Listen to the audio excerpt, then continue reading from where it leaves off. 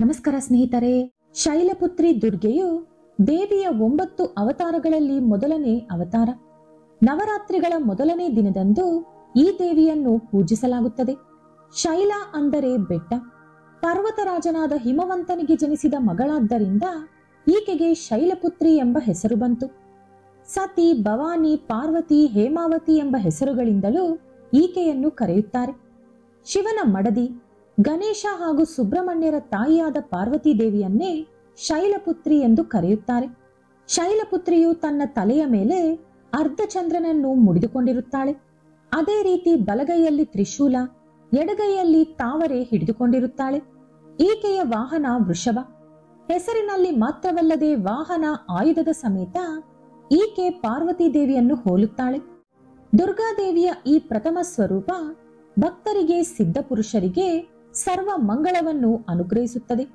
ಈ ದೇವಿಯ ಉಪಾಸನೆಯಿಂದ ದಾಂಪತ್ಯ ಜೀವನದಲ್ಲಿರುವ ಭೇದಭಾವ, ಮನಸ್ತಾಪ, ಕೋಪ, ತಾಪ ಎಲ್ಲವೂ ನಿವಾರಣೆಯಾಗುತ್ತದೆ. ಶೈಲಪುತ್ರಿಯ ಕರುಣೆಯಿಂದ ಎಲ್ಲರ ಜೀವನದಲ್ಲೂ ಶಾಂತಿ, ಸುಖ, ಸಂತೋಷ, ಸೌಭಾಗ್ಯ ಬರುತ್ತದೆ. ಬ್ರಹ್ಮ, ವಿಷ್ಣು, ಮಹೇಶ್ವರರ ಶಕ್ತಿಯನ್ನು ಹೊಂದಿರುವ ಶೈಲಪುತ್ರಿ ದುರ್ಗೆಯ ಮಹಾಶಕ್ತಿ ಅನಂತವಾದುದು. ಋತುಚಕ್ರಕ್ಕೆ ಆದಿದೇವತೆ ಶೈಲಪುತ್ರಿ. ನಂದಿಯ ಮೇಲೆ ಕುಳಿತುಕೊಂಡು ಮೂಲಾಧಾರ ಚಕ್ರದೊಳಗೆ ಈಕೆ ಪ್ರವೇಶಿಸುತ್ತಾಳೆ. ತಂದೆಯಾದ ಹಿಮವಂತನಿಂದ ಹೊರಟು ಹೋಗಿ ಪತಿಯಾದ ಶಿವನನ್ನು ಹುಡುಕುತ್ತಾ ಪ್ರಯಾಣಿಸಿದಳು ಶೈಲಪುತ್ರಿ. ಈಕೆಯ ಉಪಾಸನೆ ಮೂಲಾಧಾರ ಚಕ್ರವನ್ನು ಜಾಗೃತಗೊಳಿಸುತ್ತದೆ. ಆದ್ದರಿಂದಲೇ ನವರಾತ್ರಿ ಪೂಜೆಗಳು ಮಾಡುವವರು ಹಾಗೂ ಯೋಗಿಗಳು ದೇವಿಯನ್ನು ಪೂಜಿಸಿ ಮೂಲಾಧಾರ ಚಕ್ರದ ಮೇಲೆ ದೃಷ್ಟಿ ಕೇಂದ್ರೀಕರಿಸುತ್ತಾರೆ. ಈ ರೀತಿ ಮೂಲಾಧಾರ ಚಕ್ರಕ್ಕಾಗಿ ಧ್ಯಾನ ಮಾಡುವುದು ಆಧ್ಯಾತ್ಮಿಕ ಮಾರ್ಗಕ್ಕೆ ಮೊದಲನೇ ಹೆಜ್ಜೆ ಎಂದು ಹೇಳಲಾಗಿದೆ. ಇದೇ ಯೋಗ ಸಾಧನೆಗೆ ಮೊದಲ ಮೆಟ್ಟಿಲು. ಶೈಲಪುತ್ರಿ ಮೂಲಾಧಾರ ಚಕ್ರಕ್ಕೂ ಆದಿದೇವತೆ. ಎಷ್ಟು ಜನ್ಮಗಳಿಗಾದರೂ ಶಿವ ಕುಟುಂಬಿಣಿಯಾದ್ದರಿಂದ ಪತಿಯಾದ ಶಿವನನ್ನು ಹುಡುಕಿ ತಪಸ್ಸು ಮಾಡಿ ಸ್ವಂತ ಮಾಡಿಕೊಂಡ ಈಕೆಯ ಉಪಾಸನೆ ಮಾಡುವುದರಿಂದ ನಮ್ಮೊಳಗಿರುವ ದೇವರ ದರ್ಶನ ಪಡೆಯಬಹುದು ಎಂದು ಹೇಳುತ್ತಾರೆ. ಯೋಗಪರವಾಗಿ ನವರಾತ್ರಿಗಳಲ್ಲಿನ ಮೊದಲನೇ ರಾತ್ರಿ ತುಂಬಾ ಪವಿತ್ರ ಹಾಗೂ ಮುಖ್ಯ.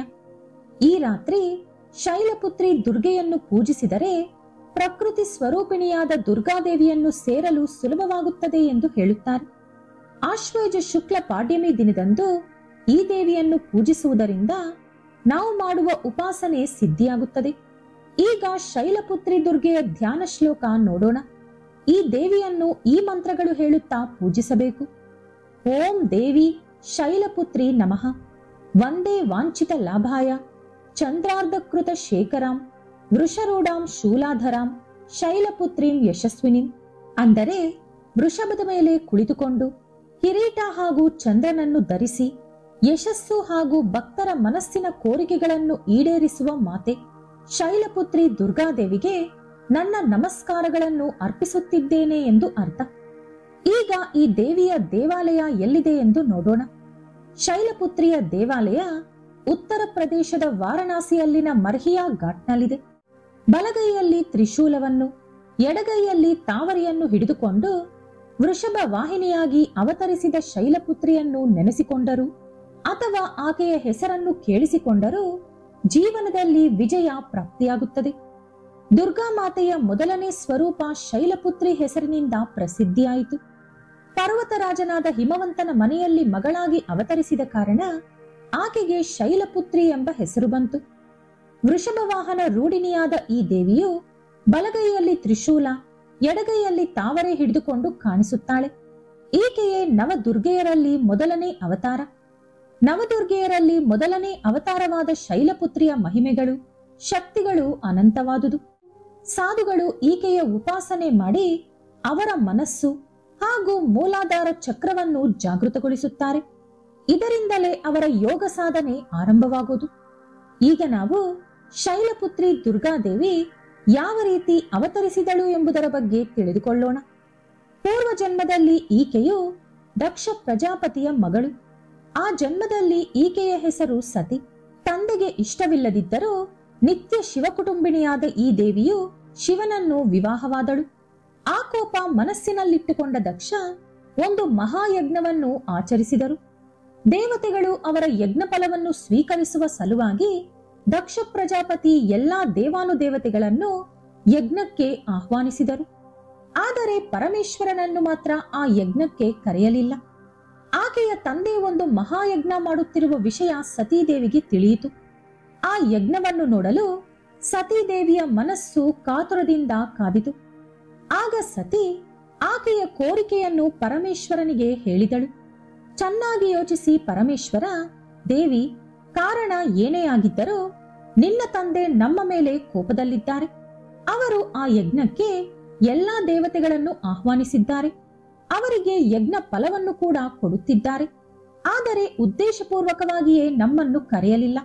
ಮಗಳಾದ ನಿನಗೂ ಕೂಡ ಸಮಾಚಾರ ತಿಳಿಸಲಿಲ್ಲ. ವಿಷಯ ಹೀಗಿರುವಾಗ ನೀನಲ್ಲಿಗೆ ಹೋಗುವುದು ಒಳ್ಳೆಯದಲ್ಲ ಎಂದು ಹೇಳಿದರು. ಶಂಕರನ ಈ ಹಿತವಚನ ಆಕೆಯ ತಲೆಗೆ ಹತ್ತಲಿಲ್ಲ. ಈ ಯಜ್ಞದ ನೆಪ ಇಟ್ಟುಕೊಂಡಾದರೂ ತನ್ನ ತಂದೆ, ತಾಯಿ ಹಾಗೂ ಸಹೋದರಿಯರನ್ನು ನೋಡಬೇಕು ಎಂಬ ಕೋರಿಕೆ ಬಲವಾಗಿದ್ದುದರಿಂದ ಶಿವನ ಅನುಮತಿಗಾಗಿ ಹಠ ಹಿಡಿದಳು ಸತಿ. ಆಕೆಯ ಹಠ ನೋಡಿ ಕೊನೆಗೆ ಶಂಕರ ಕೂಡ ಅನುಮತಿಸಿದರು. ಸತೀದೇವಿ ತಂದೆಯ ಮನೆಗೆ ಹೋದಾಗ ಅಲ್ಲಿ ಒಬ್ಬರು ಕೂಡ ಆಕೆಯೊಂದಿಗೆ ಮಾತನಾಡಲಿಲ್ಲ, ಮರ್ಯಾದೆ ಕೊಡಲಿಲ್ಲ. ಎಲ್ಲರೂ ಮುಖ ತಿರುಗಿಸಿಕೊಂಡರು. ತಾಯಿ ಮಾತ್ರವೇ ಮಗಳನ್ನು ಮಾತನಾಡಿಸಿದಳು. ಸಹೋದರಿಯರ ಮಾತುಗಳಲ್ಲಿ ವ್ಯಂಗ್ಯ, ಹಾಸ್ಯ ತುಂಬಿತ್ತು. ತನ್ನವರ ಪ್ರವರ್ತನೆ ಕಂಡು ಆಕೆಯ ಮನಸ್ಸಿಗೆ ತುಂಬಾ ನೋವಾಯಿತು. ಎಲ್ಲರ ದೃಷ್ಟಿಯಲ್ಲಿ ಶಿವನ ಮೇಲೆ ಕೀಳು ಭಾವನೆ ಇರುವುದು ಆಕೆ ಗಮನಿಸಿದಳು. ಅದರ ಜೊತೆಗೆ ತಂದೆಯಾದ ದಕ್ಷ ಕೂಡ ಶಿವನನ್ನು ಅವಮಾನಿಸಿ ಮಾತನಾಡಿದ. ಇದೆಲ್ಲ ಗಮನಿಸಿದ ಸತೀದೇವಿಯ ಮನಸ್ಸು ನೋವು, ದುಃಖ ಹಾಗೂ ಕೋಪದಿಂದ ತುಂಬಿಹೋಯಿತು. ಪರಮೇಶ್ವರನ ಮಾತು ಕೇಳದೆ ನಾನಿಲ್ಲಿಗೆ ಬಂದು ತುಂಬಾ ದೊಡ್ಡ ತಪ್ಪು ಮಾಡಿದೆ. ಈಗವರಿಗೆ ಯಾವ ರೀತಿ ಮುಖ ತೋರಿಸುವುದು ಎಂದು ಸತಿ ಅಂದುಕೊಂಡಳು. ಜೊತೆಗೆ ಗಂಡನಿಗೆ ನಡೆದ ಅವಮಾನವನ್ನು ಆಕೆಯಿಂದ ಸಹಿಸಲಾಗಲಿಲ್ಲ. ಈಶ್ವರನಿಲ್ಲದ ಯಜ್ಞ ಯಾವತ್ತಿಗೂ ಸಂಪೂರ್ಣವಾಗುವುದಿಲ್ಲ ಎಂದು ತಂದೆಯನ್ನು ಶಪಿಸಿ ಆಕೆಯ ಕಾಲಿನ ಹೆಬ್ಬೆರಳ ಉಗುರಿನಿಂದ ನೆಲದ ಮೇಲೆ ಗೀಚುವ ಮೂಲಕ ಬೆಂಕಿಯನ್ನು ಸೃಷ್ಟಿಸಿ ಆ ಬೆಂಕಿಯಲ್ಲಿಯೇ ಬೆಂದು ಪ್ರಾಣ ಬಿಟ್ಟಳು ಸತಿ. ಸಾಯುವ ಮುಂಚೆ ನನ್ನನ್ನು ದಾಕ್ಷಾಯಿಣಿ ಎಂಬ ಹೆಸರಿನಿಂದ ಯಾರೂ ಕೂಡ ಕರೆಯಬಾರದು. ಆ ರೀತಿ ಕರೆದರೆ ಕೂಡಲೇ ದಕ್ಷಯಜ್ಞ ವಿನಾಶಿನಿ ಎಂದು ಕೂಡ ಕರೆಯಬೇಕು ಎಂದು ಹೇಳಿ ಪ್ರಾಣ ಬಿಟ್ಟಳು. ಭರಿಸಲಾರದ ಈ ದುಃಖಕರ ಸಂಘಟನೆಯ ಬಗ್ಗೆ ಕೇಳ್ಪಟ್ಟ ಪರಮೇಶ್ವರ ಅತಿ ಕೋಪದಿಂದ ಬೆಂದು ಹೋದರು. ಅವರು ತಮ್ಮ ಪ್ರಮದ ಗಣಗಳನ್ನು, ವೀರಭದ್ರ ಹಾಗೂ ಕಾಳಿಯನ್ನು ಕಳಿಸಿ ದಕ್ಷ ಯಜ್ಞವನ್ನು ನಾಶಪಡಿಸಿದರು. ಇದರ ನಂತರ ಸತೀದೇವಿಯು ಮುಂದಿನ ಜನ್ಮದಲ್ಲಿ ಮೇನಕ ಹಾಗೂ ಹಿಮವಂತನಿಗೆ ಕೊಟ್ಟ ವರದ ಪ್ರಕಾರ ಅವರಿಗೆ ಮಗಳಾಗಿ ಜನಿಸಿದಳು. ಆಗ ಆಕೆಯು ಶೈಲಪುತ್ರಿ ಎಂದು ಕರೆಯಲ್ಪಟ್ಟಳು. ಪಾರ್ವತಿ, ಶೈಲಜಾ, ಹೈಮಾವತಿ, ಹಿಮವತಿ ಇವೆಲ್ಲವೂ ಕೂಡ ಆಕೆಯ ಹೆಸರುಗಳೇ. ಉಪನಿಷತ್ತುಗಳಲ್ಲಿರುವ ಒಂದು ಕಥೆಯ ಪ್ರಕಾರ ಆಕೆ ಹೈಮಾವತಿ ರೂಪದಲ್ಲಿ ದೇವತೆಗಳ ಅಹಂಕಾರವನ್ನು ಅಳಿಸಿ ಹಾಕಿದಳು. ಶೈಲಪುತ್ರಿ ಅವತಾರದಲ್ಲಿ ಆಕೆಯು ಪರಮೇಶ್ವರನನ್ನು ವಿವಾಹವಾದಳು. ಪೂರ್ವ ಜನ್ಮದಂತೆಯೇ ಆ ಜನ್ಮದಲ್ಲಿಯೂ ಕೂಡ ಶಂಕರನ ಅರ್ಧಾಂಗಿಯಾದಳು. ಇನ್ನು ನವರಾತ್ರಿಯ ಮೊದಲನೇ ದಿನದಂದು ಈ ದೇವಿಗಾಗಿ ಪೂಜೆಗಳು, ಉಪವಾಸಗಳು, ಉಪಾಸನೆಗಳು ಮಾಡಲಾಗುತ್ತದೆ. ಈ ದಿನದಂದು ಶೈಲಪುತ್ರಿ ದುರ್ಗೆಯು ನಮಗೆ ಅರಿಶಿನ ಬಣ್ಣದ ಸೀರೆಯಲ್ಲಿ ದರ್ಶನ ಕೊಡುತ್ತಾರೆ. ಹಾಗಾಗಿ ಭಕ್ತರು ಕೂಡ ಅರಿಶಿನ ಬಣ್ಣದ ವಸ್ತ್ರ ಉಟ್ಟುಕೊಂಡು ಈಕೆಯ ಪೂಜೆ ಮಾಡಿದರೆ ತುಂಬಾ ಒಳ್ಳೆಯದಾಗುತ್ತದೆ. ಇದು ಶೈಲಪುತ್ರಿ ದೇವಿಯ ಕತೆ. ನವರಾತ್ರಿಯ ಎರಡನೇ ದಿನದಂದು ಗಾಯತ್ರಿ ದೇವಿಯ ರೂಪದಲ್ಲಿ ದೇವಿ ದರ್ಶನ ಕೊಡುತ್ತಾಳೆ. ದೇವಿಯನ್ನು ನಾವು ಪೂಜಿಸಲು ಬಳಸಬೇಕಾದ ಮಂತ್ರ ಮುಕ್ತಾ ವಿದ್ರುಮ ಹೇಮನಿಲ ಧವಳಛಾಯೆ ಮುಖೈ ಸ್ತ್ರೀ ಕ್ಷಣಾಯೆ ಯುಕ್ತಂ ಇಂದು ಕಲಾ ನಿಬದ್ಧ ಮಕುಟಂ ತತ್ವಾರ್ಥ ವರ್ಣಾತ್ಮಿಕಂ ಗಾಯತ್ರಿ ವರದಾಭಯ ಅಂಗುಸ ಕಾಸ ಶುಭ್ರಂ ಕಪಾಲಂ ಗದಂ ಶಂಕಂ ಚಕ್ರಂ ಅತರಾವಿಂದ ಯುಗಲಂ ಹಸ್ತೈರ್ವಹಂತಿಂ ಭಜೆ. ಪಂಚಭೂತಗಳಿಗೆ ಅಧಿಪತಿಯಾಗಿ ದಶ ದಿಕ್ಕುಗಳಲ್ಲಿ ವ್ಯಾಪಿಸಿರುವೆ ಎಂಬುದಕ್ಕೆ ಸೂಚನೆಯಾಗಿ ಪ್ರಕೃತಿ ಸ್ವರೂಪಕ್ಕೆ ಸಂಕೇತವಾಗಿ ನಿಂತಿರುವ ತಾಯಿ ಗಾಯತ್ರಿ ಮಾತೆ. ಮುತ್ತು, ಹವಳ, ಚಿನ್ನ, ನೀಲಿ ಹಾಗೂ ಧವಳ ಎಂಬ 5 ರೀತಿಯಾದ ಪಂಚವರ್ಣ ಕಾಂತಿಗಳನ್ನು ಹೊಂದಿರುವವಳೇ ಗಾಯತ್ರಿ. ಗಾಯತ್ರಿ ದೇವಿಯು ಸಕಲ ವೇದಗಳ ಸ್ವರೂಪ. ಎಲ್ಲಾ ಮಂತ್ರಗಳಿಗೆ ಮೂಲ ಶಕ್ತಿ ಗಾಯತ್ರಿ. ತ್ರಿಮೂರ್ತಿಗಳ ಮಡದಿಗಳಾದ ಲಕ್ಷ್ಮೀ, ಸರಸ್ವತಿ, ಪಾರ್ವತಿ ದೇವಿಯ ಅಂಶವೇ ಗಾಯತ್ರಿ. ಈಗ ನಾವು ಗಾಯತ್ರಿ ದೇವಿಯ ಜನ್ಮ ರಹಸ್ಯವನ್ನು ನೋಡೋಣ. ಪೂರ್ವದಲ್ಲಿ ಎಲ್ಲಾ ದೇವಾನುದೇವತೆಗಳು ಕೂಡ ಬ್ರಹ್ಮ ಲೋಕಕ್ಕೆ ಹೋಗಿ ಅಲ್ಲಿ ಸರಸ್ವತೀ ದೇವಿ ವೀಣೆ ನುಡಿಸುತ್ತಿದ್ದರೆ ಬ್ರಹ್ಮದೇವರ ಸಮೇತ ಎಲ್ಲರೂ ಅದನ್ನು ಕೇಳಿ ತೃಪ್ತಿ ಪಡುತ್ತಿದ್ದರು. ಒಂದು ದಿನ ಸರಸ್ವತೀ ದೇವಿಯು ಬ್ರಹ್ಮದೇವರ ಸಭೆಗೆ ಬರಲು ತಡವಾಯಿತು. ಅದರಿಂದ ಕೋಪಗೊಂಡ ಬ್ರಹ್ಮದೇವರು ನನಗೊಂದು ಸುಂದರವಾದ ಕನ್ಯೆಯನ್ನು ಕೊಡಿ ಎಂದು ಶಿವ ಹಾಗೂ ವಿಷ್ಣುವನ್ನು ಕೇಳಿದಾಗ ಅವರು ತ್ರಿದೇವಿಗಳಾದ ಲಕ್ಷ್ಮೀ, ಸರಸ್ವತಿ, ಪಾರ್ವತಿ ದೇವಿಯ ಅಂಶಗಳಿಂದ ಒಂದು ಸುಂದರವಾದ ಕನ್ಯೆಯನ್ನು ಸೃಷ್ಟಿಸಿದರು. ಆಕೆಯೇ ಗಾಯತ್ರಿ ದೇವಿ. ಆಗ ಬ್ರಹ್ಮದೇವರು ಆಕೆಯನ್ನು ವಿವಾಹವಾದರು ಎಂದು ಒಂದು ಪುರಾಣ ಕತೆ ಹೇಳುತ್ತದೆ. ಇದರ ಪ್ರಕಾರ ಬ್ರಹ್ಮದೇವರ ಮೊದಲನೇ ಹೆಂಡತಿ ಸರಸ್ವತಿಯಾದರೆ ಎರಡನೇ ಹೆಂಡತಿ ಗಾಯತ್ರಿ. ಗಾಯತ್ರಿ ದೇವಿಯ ಹೆಸರಿನಲ್ಲಿ ಗಾ ಅಂದರೆ ಗಾನ ಅಥವಾ ಸಂಗೀತ, ಯತ್ರಿ ಅಂದರೆ ರಕ್ಷಿಸುವವಳು ಎಂದು ಅರ್ಥ. ಹಾಗಾಗಿ ಆಕೆ ಸಂಗೀತವನ್ನು ಕಾಪಾಡುವ ಲೋಕಮಾತೆ. ಇಲ್ಲಿ ಸಂಗೀತ ಅಂದರೆ ಬರೀ ಹಾಡುಗಳು ಮಾತ್ರವಲ್ಲದೆ ವೇದಗಳು, ಮಂತ್ರಗಳು ಕೂಡ ಸೇರಿಕೊಳ್ಳುತ್ತದೆ. ಆ ಮಂತ್ರಗಳನ್ನು ಪಠಿಸುವ ಮನುಷ್ಯರು ಕೂಡ ಆ ಗುಂಪಿಗೆ ಸೇರುತ್ತಾರೆ. ಗಾಯತ್ರಿ ದೇವಿಯು ಮುಕ್ತ ಅಂದರೆ ಮುತ್ತು, ವಿದ್ರುಮ ಅಂದರೆ ವೈಡೂರ್ಯ, ಹೇಮ ಅಂದರೆ ಚಿನ್ನ, ನೀಲ ಅಂದರೆ ನೀಲಿ, ಧವಳ ಅಂದರೆ ಬಿಳಿ ವರ್ಣದ ಸಮೇತ 5 ಬಣ್ಣದ ಮುಖಗಳನ್ನು ಹೊಂದಿದ್ದು ದರ್ಶನ ಕೊಡುವ ಸಂಧ್ಯಾವಂದನೆಯ ಅಧಿಷ್ಠಾನ ದೇವತೆಯಾದ ಗಾಯತ್ರಿ ದೇವಿಯನ್ನು ನಾವು ಪೂಜಿಸಿದರೆ ನಮ್ಮ ಎಲ್ಲಾ ಕಷ್ಟಗಳು ಈಡೇರುತ್ತದೆ.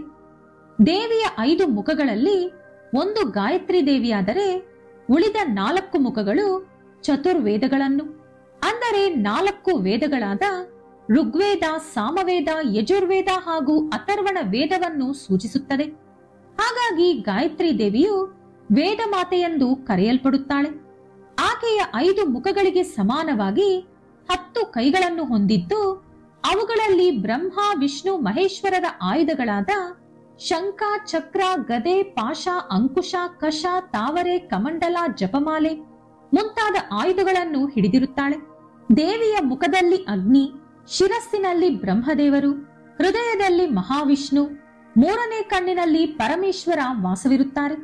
ಹಾಗಾಗಿ ಈಕೆ ತ್ರಿಮೂರ್ತಿಗಳಿಗೆ ಸಮಾನವಾದ ದೇವತೆ ಎಂದು ಕರೆಯಲ್ಪಡುತ್ತಾಳೆ. ಗಾಯತ್ರಿ ದೇವಿಯು ಹಂಸ ವಾಹನದ ಮೇಲೆ ಕುಳಿತಿರುತ್ತಾಳೆ. ಅದು ಶಾಂತಿಯನ್ನು ಸೂಚಿಸಿ ನಮ್ಮ ಮನಸ್ಸಿಗೆ ಪ್ರಶಾಂತತೆ ಉಂಟುಮಾಡುತ್ತದೆ. ಅದೇ ರೀತಿ ಗಾಯತ್ರಿ ದೇವಿಯು ಕೆಂಪು ತಾವರೆಯ ಮೇಲೆ ಕುಳಿತಿರುತ್ತಾಳೆ. ಇದು ಸೌಭಾಗ್ಯ ಹಾಗೂ ಸಂಪತ್ತನ್ನು ಸೂಚಿಸುತ್ತದೆ. ಹಾಗೆ ಗಾಯತ್ರಿ ದೇವಿಯ 5 ಮುಖಗಳು ಪಂಚಭೂತಗಳಾದ ಭೂಮಿ, ಆಗಸ, ಬೆಂಕಿ, ನೀರು ಹಾಗೂ ಗಾಳಿಯನ್ನು ಸೂಚಿಸುತ್ತದೆ. ತ್ರಿನೇತ್ರನಾದ ಶಿವನಂತೆ ಗಾಯತ್ರಿ ದೇವಿಯೂ ಸಹ ತ್ರಿಯಕ್ಷಿಣಿ ಅಂದರೆ 3 ಕಣ್ಣುಗಳನ್ನು ಹೊಂದಿರುತ್ತಾಳೆ. ಮನುಷ್ಯರಲ್ಲೂ ಕೂಡ 2 ಕಣ್ಣುಗಳ ಜೊತೆಗೆ 3ನೇದಾದ ಜ್ಞಾನ ನೇತ್ರ ಕೂಡ ಇರುತ್ತದೆ. ಅದು ಮಹರ್ಷಿಗಳಿಗೆ ಮಾತ್ರ ಕೆಲಸ ಮಾಡುತ್ತದೆ.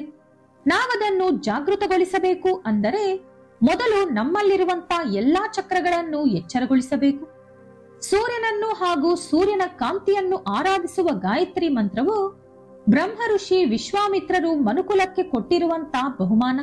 ಬ್ರಹ್ಮದೇವರ ತೇಜಸ್ಸಿನಿಂದ ಜನಿಸಿದ ಬ್ರಾಹ್ಮಣರಿಗೆ ಮಾತ್ರವೇ ಗಾಯತ್ರಿ ಮಂತ್ರ ಜಪಿಸಲು ಪುರಾಣಗಳಲ್ಲಿ ಅರ್ಹತೆ ಕೊಡಲಾಗಿದೆ.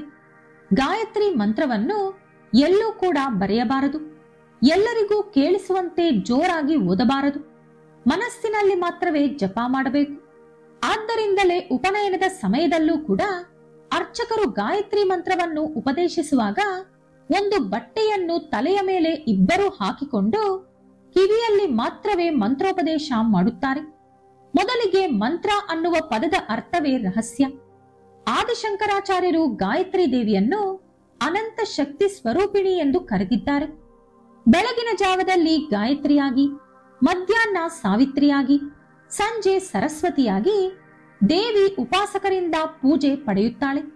ಸಕಲ ದೇವತಾ ಮಂತ್ರಗಳಿಗೂ ಕೂಡ ಈ ಗಾಯತ್ರಿ ಮಂತ್ರದ ಜೊತೆಗೆ ಅನುಬಂಧವಿದೆ. ಆದ್ದರಿಂದಲೇ ಪ್ರತಿ ದೇವತೆಯ ಮೂಲ ಮಂತ್ರದ ಜೊತೆಗೆ ಗಾಯತ್ರಿ ದೇವಿಯನ್ನು ಸೇರಿಸಿ ಉಪಾಸನೆ ಮಾಡಲಾಗುತ್ತದೆ. ಅದೇ ರೀತಿ ಎಲ್ಲಾ ದೇವತೆಗಳಿಗೆ ನೈವೇದ್ಯ ಮಾಡುವಾಗ ಉಪಯೋಗಿಸುವಂತ ಮಂತ್ರದಲ್ಲೂ ಕೂಡ ಗಾಯತ್ರಿ ದೇವಿಯನ್ನು ಸೇರಿಸಿ ಬಳಿಕವೇ ಅವರಿಗೆ ನೈವೇದ್ಯ ಮಾಡಲಾಗುತ್ತದೆ. ವರದಾಭಯ ಹಸ್ತಗಳನ್ನು ಧರಿಸಿ ಗಾಯತ್ರಿ ದೇವಿ ನಮಗೆ ದರ್ಶನ ಕೊಡುತ್ತಾರೆ. ಗಾಯತ್ರಿ ದೇವಿಯನ್ನು ಪೂಜಿಸಿದರೆ ಅನಂತ ಮಂತ್ರಶಕ್ತಿ ಪ್ರಾಪ್ತಿಯಾಗುತ್ತದೆ. ಗಾಯತ್ರಿ ದೇವಿಯ ಉಪಾಸನೆಯಿಂದ ಮಂತ್ರಸಿದ್ಧಿ, ಬ್ರಹ್ಮಜ್ಞಾನ ಹಾಗೂ ಬುದ್ಧಿ ಚುರುಕಾಗುತ್ತದೆ. ಗಾಯತ್ರಿ ದೇವಿಯ ಮಂತ್ರ ಜಪವು ಚತುರ್ವೇದಗಳನ್ನು ಓದಿದ ಫಲ ಕೊಡುತ್ತದೆ. ಗಾಯತ್ರಿ ದೇವಿಯ ದರ್ಶನ ಪಡೆದರೆ ಆರೋಗ್ಯ, ತೇಜಸ್ಸು ಹಾಗೂ ಜ್ಞಾನ ಪ್ರಾಪ್ತಿಯಾಗುತ್ತದೆ. ಗಾಯತ್ರಿ ದೇವಿಯ ಮೂಲ ಮಂತ್ರವಾದ ಈ ಮಂತ್ರವನ್ನು ಹೊರಗಡೆ ಕೇಳಿಸದೆ ಮನಸ್ಸಿನಲ್ಲಿ ಜಪ ಮಾಡಿಕೊಳ್ಳಿ. ಗಾಯತ್ರಿ ಮಂತ್ರಕ್ಕಿಂತ ಶಕ್ತಿಯುತವಾದ ಮಂತ್ರ ಮತ್ತೊಂದಿಲ್ಲ. ಹಾಗೆ ಈ ತಾಯಿಗಿಂತಲೂ ಶಕ್ತಿಯುತವಾದ ದೇವಿ ಮತ್ತೊಬ್ಬರಿಲ್ಲ. ಗಾಯತ್ರಿ ಮಂತ್ರದ ಜೊತೆಗೆ ಪ್ರತಿಯೊಬ್ಬರು ಓಂ ನಮೋ ಗಾಯತ್ರಿ ಮಾತ್ರೆ ಎಂದು ಎಷ್ಟು ಸಲ ಸಾಧ್ಯವೋ ಅಷ್ಟು ಸಲ ಜಪಿಸಿದರೆ ತಪ್ಪದೆ ಒಳ್ಳೆ ಫಲ ಇರುತ್ತದೆ. ಹಾಗೆ ಗಾಯತ್ರಿ ದೇವಿಯ ಅನುಗ್ರಹ ಕೂಡ ತಪ್ಪದೇ ಸಿಗುತ್ತದೆ. ಈ ಮಂತ್ರವನ್ನು ಕೂಡ ನೀವು ಮೌನವಾಗಿಯೇ ಜಪಿಸಬೇಕು. ಯಾವಾಗಲೂ ಶಬ್ದ ಮಂತ್ರವನ್ನು ಮೌನವಾಗಿ ಜಪಿಸಿದಾಗ ಮಾತ್ರವೇ ಅದಕ್ಕೆ ತಕ್ಕ ಫಲ ಸಿಗುತ್ತದೆ. ದುರ್ಗಾದೇವಿಯು ಅನ್ನಪೂರ್ಣೆಯ ರೂಪದಲ್ಲಿ ದರ್ಶನ ಕೊಡುತ್ತಾರೆ. ಅನ್ನಪೂರ್ಣೆಯನ್ನು ಪೂಜಿಸುವಾಗ ಹೇಳಬೇಕಾದ ಮಂತ್ರ ಅನ್ನಪೂರ್ಣೆ ಸದಾಪೂರ್ಣೆ, ಶಂಕರ ಪ್ರಾಣವಲ್ಲಭೆ, ಜ್ಞಾನ ವೈರಾಗ್ಯ ಸಿದ್ಧಾರ್ಥಂ, ಭಿಕ್ಷಾಂ ದೇಹಿ ಚ ಪಾರ್ವತಿ, ನಿತ್ಯಾನಂದಕರಿ ವರಾಭಯಕರಿ, ಸೌಂದರ್ಯ ರತ್ನಾಕರಿ, ನಿರ್ದೂತಾಖಿಲ ಘೋರ ಪಾವನಕರಿ, ಪ್ರತ್ಯಕ್ಷ ಮಾಹೇಶ್ವರಿ, ಪ್ರಾಳಯಾಚಲ ವಂಶ ಪಾವನಕರಿ, ಕಾಶಿಪುರಾಧೀಶ್ವರಿ, ಭಿಕ್ಷಾಂ ದೇಹಿ ಕೃಪಾವಲಂಬನಕರಿ, ಮಾತಾ ಅನ್ನಪೂರ್ಣೇಶ್ವರಿ. ಈ ಮಂತ್ರ ಜಪ ಮಾಡುತ್ತಾ ಪೂಜಿಸುವ ಅನ್ನಪೂರ್ಣೇಶ್ವರಿ ದೇವಿಯು ಸಕಲ ಜೀವರಾಶಿಗಳಿಗೆ ಆಹಾರ ಪ್ರಸಾದಿಸುವ ದೇವತೆ. ಅನ್ನವನ್ನು ಪರಬ್ರಹ್ಮ ಸ್ವರೂಪ ಎಂದು ಹೇಳುತ್ತಾರೆ. ಅಂತ ಅನ್ನವನ್ನು ಕೊಡುವವಳು ಅನ್ನಪೂರ್ಣೇಶ್ವರಿ. ಅನ್ನಪೂರ್ಣ ಎಂಬುದು ಎರಡು ಪದಗಳ ಜೋಡಣೆ. ಅನ್ನ ಅಂದರೆ ಆಹಾರ, ಪೂರ್ಣ ಅಂದರೆ ಪೂರ್ತಿಯಾಗಿ. ಅಂದರೆ ನಮ್ಮ ಹೊಟ್ಟೆ ಪೂರ್ತಿ ಆಹಾರವನ್ನು ಅನ್ನಪೂರ್ಣೆ ಕೊಡುತ್ತಾಳೆ ಎಂದು ಅರ್ಥ. ಅನ್ನಪೂರ್ಣೇಶ್ವರಿಯು ಶಿವನ ಮಡದಿಯಾದ ಪಾರ್ವತೀ ದೇವಿಯ ಮತ್ತೊಂದು ಅವತಾರ. ಕಾಶಿಯಲ್ಲಿ ಎಲ್ಲರ ದಾಹವನ್ನು ಗಂಗಾದೇವಿ ತೀರಿಸಿದರೆ ಹಸಿವನ್ನು ಮಾತ್ರ ಅನ್ನಪೂರ್ಣೇಶ್ವರಿ ತೀರಿಸುತ್ತಾಳೆ. ಎಲ್ಲಾ ದಾನಗಳಿಗಿಂತಲೂ ಅನ್ನದಾನ ಶ್ರೇಷ್ಠ ಎಂದು ಹೇಳುತ್ತಾರೆ. ಸಾಕ್ಷಾತ್ ಪರಮೇಶ್ವರನಿಗೆ ಭಿಕ್ಷೆಯನ್ನು ಕೊಟ್ಟ ಅನ್ನಪೂರ್ಣೇಶ್ವರಿಯ ಬಗ್ಗೆ ಪ್ರತಿಯೊಬ್ಬರೂ ಇವತ್ತು ತಿಳಿದುಕೊಳ್ಳಬೇಕು. ಅನ್ನಪೂರ್ಣೇಶ್ವರಿ ದೇವಾಲಯ ಕಾಶಿಯಲ್ಲಿರುತ್ತದೆ. ಇಲ್ಲಿ ಈ ದೇವಾಲಯ ಯಾವ ರೀತಿ ಬಂತು ಎಂದು ನೋಡೋಣ. ಒಂದು ಸಲ ಶಿವ ಮತ್ತು ಪಾರ್ವತಿ ದೇವಿ ಪಗಡೆ ಆಡುತ್ತಿದ್ದಾಗ ಅವರ ಆಟ ತುಂಬಾ ಆಸಕ್ತಿಯಾಗಿ ಬದಲಾಯಿತು. ಅವರು ಪಂದ್ಯ ಕಟ್ಟಲು ಶುರು ಮಾಡಿದರು. ಪಾರ್ವತಿ ದೇವಿಯು ಅವರ ಆಭರಣಗಳನ್ನು, ಪರಮೇಶ್ವರ ಅವರ ತ್ರಿಶೂಲವನ್ನು ಪಂದ್ಯಕ್ಕೆ ಇಟ್ಟರು. ಆಟದಲ್ಲಿ ಪರಮೇಶ್ವರ ಸೋತು ಹೋಗಿ ಅವರ ತ್ರಿಶೂಲವನ್ನು ಕಳೆದುಕೊಂಡರು. ಆಗ ಆ ತ್ರಿಶೂಲವನ್ನು ಮರಳಿ ಪಡೆಯಲು ಪರಮೇಶ್ವರ ಅವರ ಕಂಠಾಭರಣವಾದ ವಾಸುಕಿಯನ್ನು ಪಂದ್ಯದಲ್ಲಿ ಇಟ್ಟರು. ಆಗಲೂ ಕೂಡ ಪರಮೇಶ್ವರ ಸೋತು ಹೋದರು. ಆ ರೀತಿ ಅವರು ಇನ್ನಷ್ಟು ಆಟಗಳನ್ನು ಆಡುತ್ತಾ ಇನ್ನಷ್ಟು ವಸ್ತುಗಳನ್ನು ಕಳೆದುಕೊಂಡರು. ಕೊನೆಗೆ ಪರಮೇಶ್ವರ ಅವರ ಭಿಕ್ಷಾಪಾತ್ರೆಯ ಸಮೇತ ಎಲ್ಲವನ್ನೂ ಕೂಡ ಕಳೆದುಕೊಂಡರು. ಇದರಿಂದ ಅವಮಾನಿತಗೊಂಡ ಪರಮೇಶ್ವರ ಮಹಾವಿಷ್ಣುವನ್ನು ಭೇಟಿಯಾಗಲು ದೇವದಾರು ಕಾಡಿಗೆ ಹೋದರು. ಆಗ ಮಹಾವಿಷ್ಣು ಶಿವನೊಂದಿಗೆ, ನೀವು ಮತ್ತೊಮ್ಮೆ ಆಟವಾಡಿ, ನಾನು ನನ್ನ ಮಾಯೆಯನ್ನು ಉಪಯೋಗಿಸಿ ನೀವು ಇದಕ್ಕೂ ಮುಂಚೆ ಪಂದ್ಯದಲ್ಲಿ ಕಳೆದುಕೊಂಡ ಎಲ್ಲವನ್ನೂ ಮರಳಿ ಪಡೆಯುವಂತೆ ಮಾಡುತ್ತೇನೆ ಎಂದು ಹೇಳಿದರು. ಮಹಾವಿಷ್ಣು ಸಲಹೆಯ ಮೇರೆಗೆ ಮತ್ತೆ ಪಾರ್ವತಿಯೊಂದಿಗೆ ಪಗಡೆಯಾಡಿದ ಪರಮೇಶ್ವರ ಒಂದೊಂದಾಗಿ ಎಲ್ಲವನ್ನೂ ಗೆಲ್ಲಲು ಶುರು ಮಾಡಿದರು. ಆದರೆ ಅದುವರೆಗೂ ನಿರಂತರವಾಗಿ ಸೋತು ಹೋದ ಪರಮೇಶ್ವರ ಈಗ ಇದ್ದಕ್ಕಿದ್ದಂತೆ ಒಂದು ಆಟವೂ ಸೋಲದೆ ಎಲ್ಲಾ ಆಟಗಳಲ್ಲೂ ಗೆಲ್ಲುತ್ತಿರುವುದು ದೇವಿಯಲ್ಲಿ ಅನುಮಾನ ಉಂಟುಮಾಡಿತು. ಅದರಿಂದ ಶಿವನನ್ನು ನೀವೊಬ್ಬ ಮೋಸಗಾರ ಎಂದು ದೂಷಿಸಿದಳು ಪಾರ್ವತಿ. ಇದು ಅವರಿಬ್ಬರ ಮಧ್ಯೆ ಚರ್ಚೆಗೆ ಕಾರಣವಾಯಿತು. ಅವರಿಂದಲೇ ಆದಿದಂಪತಿಯರ ಮಧ್ಯೆ ಗಲಾಟೆ ಶುರುವಾಯಿತು ಎಂಬ ಬೇಜಾರಿನಿಂದ ಅಲ್ಲಿ ಪ್ರತ್ಯಕ್ಷವಾದ ಮಹಾವಿಷ್ಣು, ಇದರಲ್ಲಿ ಪರಮೇಶ್ವರನ ತಪ್ಪು ಏನೂ ಇಲ್ಲ, ನನ್ನ ಮಾಯೆಯಿಂದಲೇ ಎಲ್ಲವೂ ನಡೆಯಿತು. ನಿಜಕ್ಕೆ ಇಲ್ಲಿ ಯಾರೂ ಕೂಡ ಪಗಡೆಯಲ್ಲಿ ದಾಳ ಹಾಕಲಿಲ್ಲ, ಅದು ನನ್ನ ಮಾಯೆಯಿಂದ ತಾನಾಗಿ ಕದಲುತ್ತಿದೆ.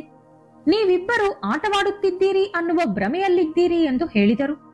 ಅದಕ್ಕೆ ಪರಮೇಶ್ವರ, ದೇವಿ, ಭೌತಿಕವಾದದ್ದು ಎಲ್ಲವೂ ಮಾಯೆ, ಕೊನೆಗೆ ನಾವು ತಿನ್ನುವ ಆಹಾರ ಕೂಡ ಮಾಯೆ ಎಂದು ಹೇಳಿದರು. ಮೊದಲೇ ಕೋಪದಲ್ಲಿದ್ದ ಪಾರ್ವತಿ ದೇವಿಗೆ ಆಹಾರ ಮಾಯೆ ಎಂಬ ಮಾತು ಇನ್ನಷ್ಟು ಹೆಚ್ಚು ಕೋಪ ತಂದಿತು. ಆಹಾರ ಭ್ರಮೆ ಎಂಬ ಮಾತು ಆಕೆಯಿಂದ ಸ್ವೀಕರಿಸಲು ಆಗಲಿಲ್ಲ.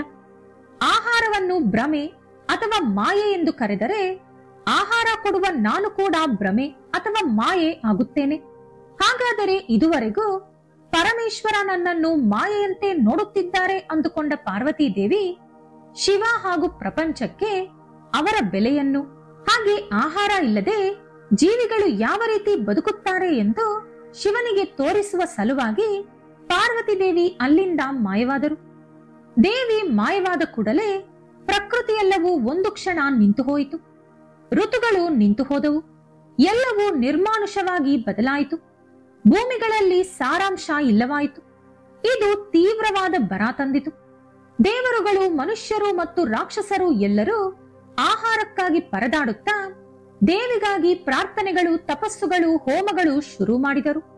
ಆ ಪ್ರಾರ್ಥನೆಗಳನ್ನು ಕೇಳಿಸಿಕೊಂಡ ಪಾರ್ವತಿ ದೇವಿಯು ಆಕೆಯ ಮಕ್ಕಳು ಹಸಿವಿನಿಂದ ಇರುವುದು ನೋಡಲಾಗದೆ ಕಾಶಿಯಲ್ಲಿ ಅನ್ನಪೂರ್ಣೆಯಂತೆ ಅವತರಿಸಿ ಭಕ್ತರ ಹಸಿವನ್ನು ನೀಗಿಸಲು ಶುರು ಮಾಡಿದಳು. ಪರಮೇಶ್ವರ ಅವರ ತಪ್ಪನ್ನು ಒಪ್ಪಿಕೊಂಡು ಕಾಶಿಯಲ್ಲಿ ಅವರ ಭಿಕ್ಷಾ ಪಾತ್ರೆಯನ್ನು ಹಿಡಿದುಕೊಂಡು ಅನ್ನಪೂರ್ಣೆಯ ಮುಂದೆ ನಿಂತುಕೊಂಡರು. ಆಹಾರ ಭ್ರಮೆಯಲ್ಲ. ಜೀವಿಯು ಅವರ ಹೊಟ್ಟೆ ಮತ್ತು ಶರೀರವನ್ನು ಕಾಪಾಡಿಕೊಳ್ಳುವ ಕರ್ತವ್ಯವನ್ನು ಹೊಂದಿರುತ್ತಾನೆ. ಹಾಗಾಗಿ ಆಹಾರ ಭ್ರಮೆ ಅಂದ ಮಾತನ್ನು ನಾನು ತಪ್ಪು ಎಂದು ಒಪ್ಪಿಕೊಳ್ಳುತ್ತೇನೆ ಅಂದರು ಶಿವ. ಅಂದಿನಿಂದ ಪಾರ್ವತಿ ದೇವಿಯನ್ನು ಆಹಾರ ದೇವತೆಯಾದ ಅನ್ನಪೂರ್ಣೆಯಂತೆ ಪೂಜಿಸುತ್ತಾರೆ.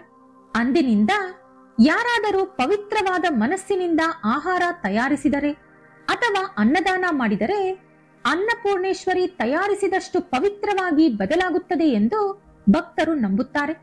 ಇದು ಅನ್ನಪೂರ್ಣೆಯ ಕತೆ. ಈಗ ಅನ್ನಪೂರ್ಣಾದೇವಿಯ ಅಲಂಕಾರ ಹೇಗಿರುತ್ತದೆ ಎಂದು ನೋಡೋಣ. ಅನ್ನಪೂರ್ಣಾದೇವಿಯು ಒಂದು ಕೈಯಲ್ಲಿ ಚಿನ್ನದ ಸೌಟು, ಇನ್ನೊಂದು ಕೈಯಲ್ಲಿ ಅನ್ನದಿಂದ ತುಂಬಿದ ಚಿನ್ನದ ಪಾತ್ರೆ ಹಿಡಿದುಕೊಂಡು ಸಿಂಹಾಸನದ ಮೇಲೆ ಕುಳಿತುಕೊಂಡು ಆಕೆಯ ಪತಿಯಾದ ಪರಮೇಶ್ವರನಿಗೆ ಭಿಕ್ಷೆ ಹಾಕುತ್ತಿರುವಂತೆ ನಮಗೆ ದರ್ಶನ ಕೊಡುತ್ತಾರೆ. ದುರ್ಗಾದೇವಿಯನ್ನು ಶ್ರೀ ಕಾತ್ಯಾಯಿನಿ ರೂಪದಲ್ಲಿ ಪೂಜಿಸಲಾಗುತ್ತದೆ. ಮೊದಲು ನಾವು ಕಾತ್ಯಾಯಿನಿ ದೇವಿಯ ಸ್ತೋತ್ರವನ್ನು ನೋಡೋಣ. ಚಂದ್ರಹಾಸೋಜ್ವಲಕರ ಶಾರ್ದೂಲ ವರವಾಹನ ಕಾತ್ಯಾಯನಿ ಶುಭಂ ದಯಾತ್ ದೇವಿ ದಾನವ ಘಾತಿನಿ.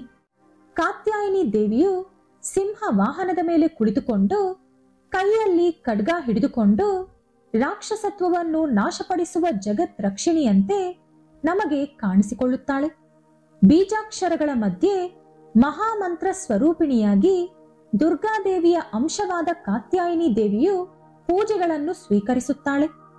ಕಾತ್ಯಾಯಿನಿ ದೇವಿಯು ನೋಡಲು 4 ಕೈಗಳನ್ನು ಹೊಂದಿದ್ದು ವರದಾಭಯ ಹಸ್ತಗಳ ಜೊತೆಗೆ ಒಂದು ಕೈಯಲ್ಲಿ ಖಡ್ಗ, ಇನ್ನೊಂದು ಕೈಯಲ್ಲಿ ತಾವರೆಯನ್ನು ಹಿಡಿದುಕೊಂಡು ಸಿಂಹ ವಾಹನದ ಮೇಲೆ ಕುಳಿತುಕೊಂಡಿರುತ್ತಾರೆ. ಆಪತ್ತುಗಳನ್ನು ಎದುರಿಸಲು ಖಡ್ಗವು ಸೂಚನೆಯಾದರೆ ಕಮಲದ ಹೂವು ಅಜ್ಞಾನವನ್ನು ದಹಿಸುವುದಕ್ಕೆ ಸಂಕೇತವಾಗಿದೆ. ಆಪತ್ತುಗಳು ಹಾಗೂ ಅಜ್ಞಾನವನ್ನು ದೂರ ಮಾಡುವ ತಾಯಿ ಕಾತ್ಯಾಯಿನಿ. ಚಿನ್ನದ ವರ್ಣದಲ್ಲಿ ದಿವ್ಯ ತೇಜಸ್ಸಿನಿಂದ ತಾಯಿ ಪಳಪಳನೆ ಹೊಳೆಯುತ್ತಾ ಕಾಣಿಸುತ್ತಾಳೆ. ಕಾತ್ಯಾಯಿನಿ ಅಂದರೆ ತೇಜಸ್ವರೂಪಿಣಿ, ಮಹಾತೇಜ ಪುಂಜ ಎಂದು ಅರ್ಥ. ತೇಜಸ್ಸು ಅಂದರೆ ಜ್ಞಾನ. ಕಾತ್ಯಾಯಿನಿ ದೇವಿಯು ನಮ್ಮ ಬುದ್ಧಿಯನ್ನು ಚುರುಕು ಮಾಡುತ್ತಾಳೆ. ಭಕ್ತರನ್ನು ಭವಜಲ, ಸಂಸಾರ ಜಲ ಹಾಗೂ ಚಿಂತಾಜಲ ಎಂಬ ಭಾವಸಾಗರಗಳಿಂದ ವಿಮುಕ್ತಿಗೊಳಿಸುತ್ತಾಳೆ.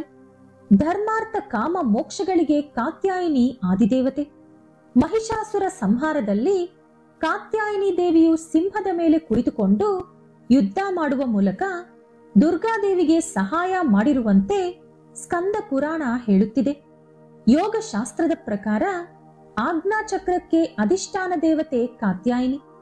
ಆಜ್ಞಾಚಕ್ರವನ್ನು ಜಾಗೃತಗೊಳಿಸಿ ಸಾಧಕನಿಗೆ ಏಕಾಗ್ರತೆಯನ್ನು ಕಾತ್ಯಾಯಿನಿ ಕೊಡುತ್ತಾಳೆ.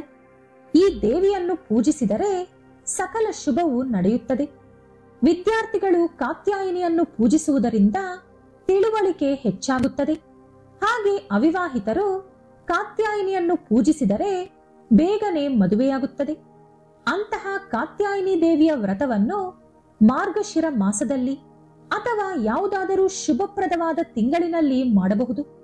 ದ್ವಾಪರ ಯುಗದಲ್ಲಿ ಗೋಪಿಕೆಯರು ಶ್ರೀಕೃಷ್ಣನನ್ನು ಮದುವೆಯಾಗಬೇಕು ಎಂಬ ಕೋರಿಕೆಯಿಂದ ಕಾತ್ಯಾಯಿನಿ ದೇವಿಯ ವ್ರತವನ್ನು ಮಾಡುತ್ತಿದ್ದರು. ಅದೇ ರೀತಿ ಶ್ರೀಕೃಷ್ಣನನ್ನು ಪತಿಯಾಗಿ ಪಡೆಯಲು ರುಕ್ಮಿಣಿ ದೇವಿಯೂ ಸಹ ಈ ವ್ರತವನ್ನು ಮಾಡಿದ್ದಳು. ಈಗ ಕಾತ್ಯಾಯಿನಿ ದೇವಿಯು ಯಾವ ರೀತಿ ಅವತರಿಸಿದರು ಎಂಬುದನ್ನು ನೋಡೋಣ. ದುರ್ಗಾದೇವಿಯ 9 ರೂಪಗಳಲ್ಲಿ 6ನೇ ರೂಪವೇ ಕಾತ್ಯಾಯಿನಿ. ಪೂರ್ವದಲ್ಲಿ ಕಥಾ ಎಂಬ ಹೆಸರಿನಲ್ಲಿ ಒಬ್ಬ ಮಹರ್ಷಿ ಇದ್ದರು. ಇವರಿಗೆ ದೇವಿ ಉಪಾಸನೆಯಿಂದ ಒಬ್ಬ ಮಗ ಜನಿಸಿದ. ಮಗನಿಗೆ ಕಾತ್ಯ ಎಂದು ಹೆಸರಿಟ್ಟು ಅತಿ ಮುದ್ದಾಗಿ ಬೆಳೆಸಿದರು. ಚಿಕ್ಕಂದಿನಿಂದಲೇ ತಂದೆಯಿಂದ ಭಕ್ತಿಯನ್ನು ಕಲಿತುಕೊಂಡ ಕಾತ್ಯ ಬೆಳೆಯುತ್ತಿದ್ದಂತೆ ಕಾತ್ಯಾಯನ ಎಂಬ ಹೆಸರನ್ನು ಗಳಿಸಿಕೊಂಡ. ಕಾತ್ಯಾಯನ ಉತ್ತಮವಾದ ತಪಶಕ್ತಿ ಸಂಪನ್ನನಾಗಿದ್ದ. ಈತ ಪರಾಂಬಾ ದೇವಿಯನ್ನು ಉಪಾಸನೆ ಮಾಡುತ್ತಾ, ಪರಾಂಬಾ ದೇವಿ ಅಂದರೆ ಆದಿಶಕ್ತಿಯ ಸ್ವರೂಪ, ಆ ದೇವಿಯ ಉಪಾಸನೆ ಮಾಡುತ್ತಾ ಎಷ್ಟೋ ವರ್ಷಗಳ ಕಾಲ ಕಠಿಣವಾದ ತಪಸ್ಸನ್ನು ಆಚರಿಸಿದ. ಭಗವತಿ ಅಥವಾ ದುರ್ಗಾದೇವಿ ಅವರ ಮಗಳಾಗಿ ಜನಿಸಬೇಕು ಎಂಬುದು ಕಾತ್ಯಾಯನನ ಕೋರಿಕೆಯಾಗಿತ್ತು. ಅವರ ತಪಸ್ಸನ್ನು ಮೆಚ್ಚಿದ ದುರ್ಗಾದೇವಿಯು ಅವರ ಕೋರಿಕೆಯನ್ನು ಅಂಗೀಕರಿಸಿದಳು. ಅಶ್ವಯುಜ ಬಹುಳ ಚತುರ್ದಶಿಯಂದು ದುರ್ಗಾದೇವಿಯು ಕಾತ್ಯಾಯನನಿಗೆ ಮಗಳಾಗಿ ಜನಿಸಿದಳು. ಕಾತ್ಯಾಯನನಿಗೆ ಮಗಳಾಗಿ ಜನಿಸಿದರಿಂದ ಆಕೆಗೆ ಕಾತ್ಯಾಯಿನಿ ಎಂಬ ಹೆಸರು ಬಂದಿತು.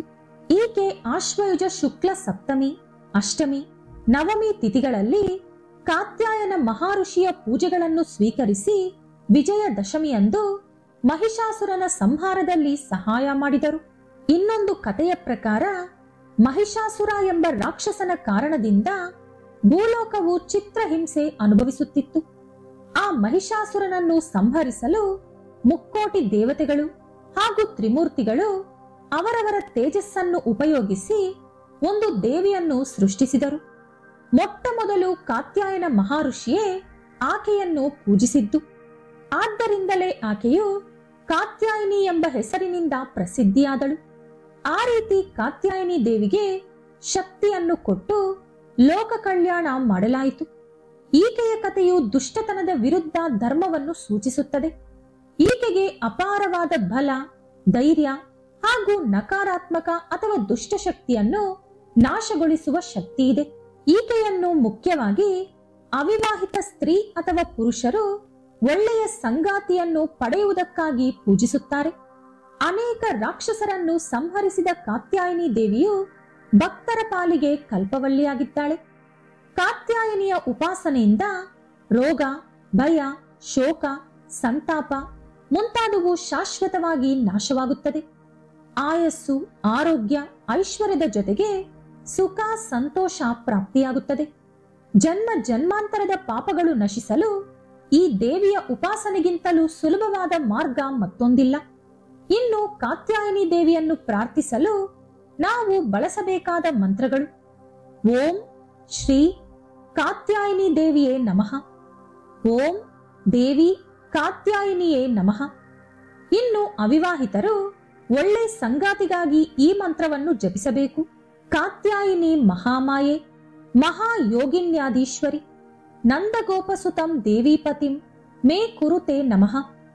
ಕಾತ್ಯಾಯಿನಿ ದೇವಿಯ ಮಂತ್ರವನ್ನು ಭಕ್ತಿಯಿಂದ ಜಪಿಸುವುದರಿಂದ ಜಾತಕದಲ್ಲಿರುವ ಕುಜದೋಷ ಪ್ರಭಾವ ಕಡಿಮೆಯಾಗುತ್ತದೆ. ಅವಿವಾಹಿತ ಪುರುಷ ಅಥವಾ ಸ್ತ್ರೀಗಳು ಒಳ್ಳೆ ಜೀವನ ಸಂಗಾತಿಯನ್ನು ಪಡೆಯಲು ಹಾಗೆ ಮಂಗಳ ದೋಷಗಳನ್ನು ಹೋಗಲಾಡಿಸಿಕೊಳ್ಳಲು ಈಕೆಯನ್ನು ಪೂಜಿಸುತ್ತಾರೆ. ಏಕೆಂದರೆ ಕುಜ ಆಕೆಯ ನಿಯಂತ್ರಣದಲ್ಲಿ ಇರುತ್ತಾರೆ. ಹಾಗಾಗಿ ಕಾತ್ಯಾಯಿನಿಯನ್ನು ಪೂಜಿಸಿದರೆ ಕುಜ ಕೂಡ ಸಂತೋಷಿಸುತ್ತಾರೆ.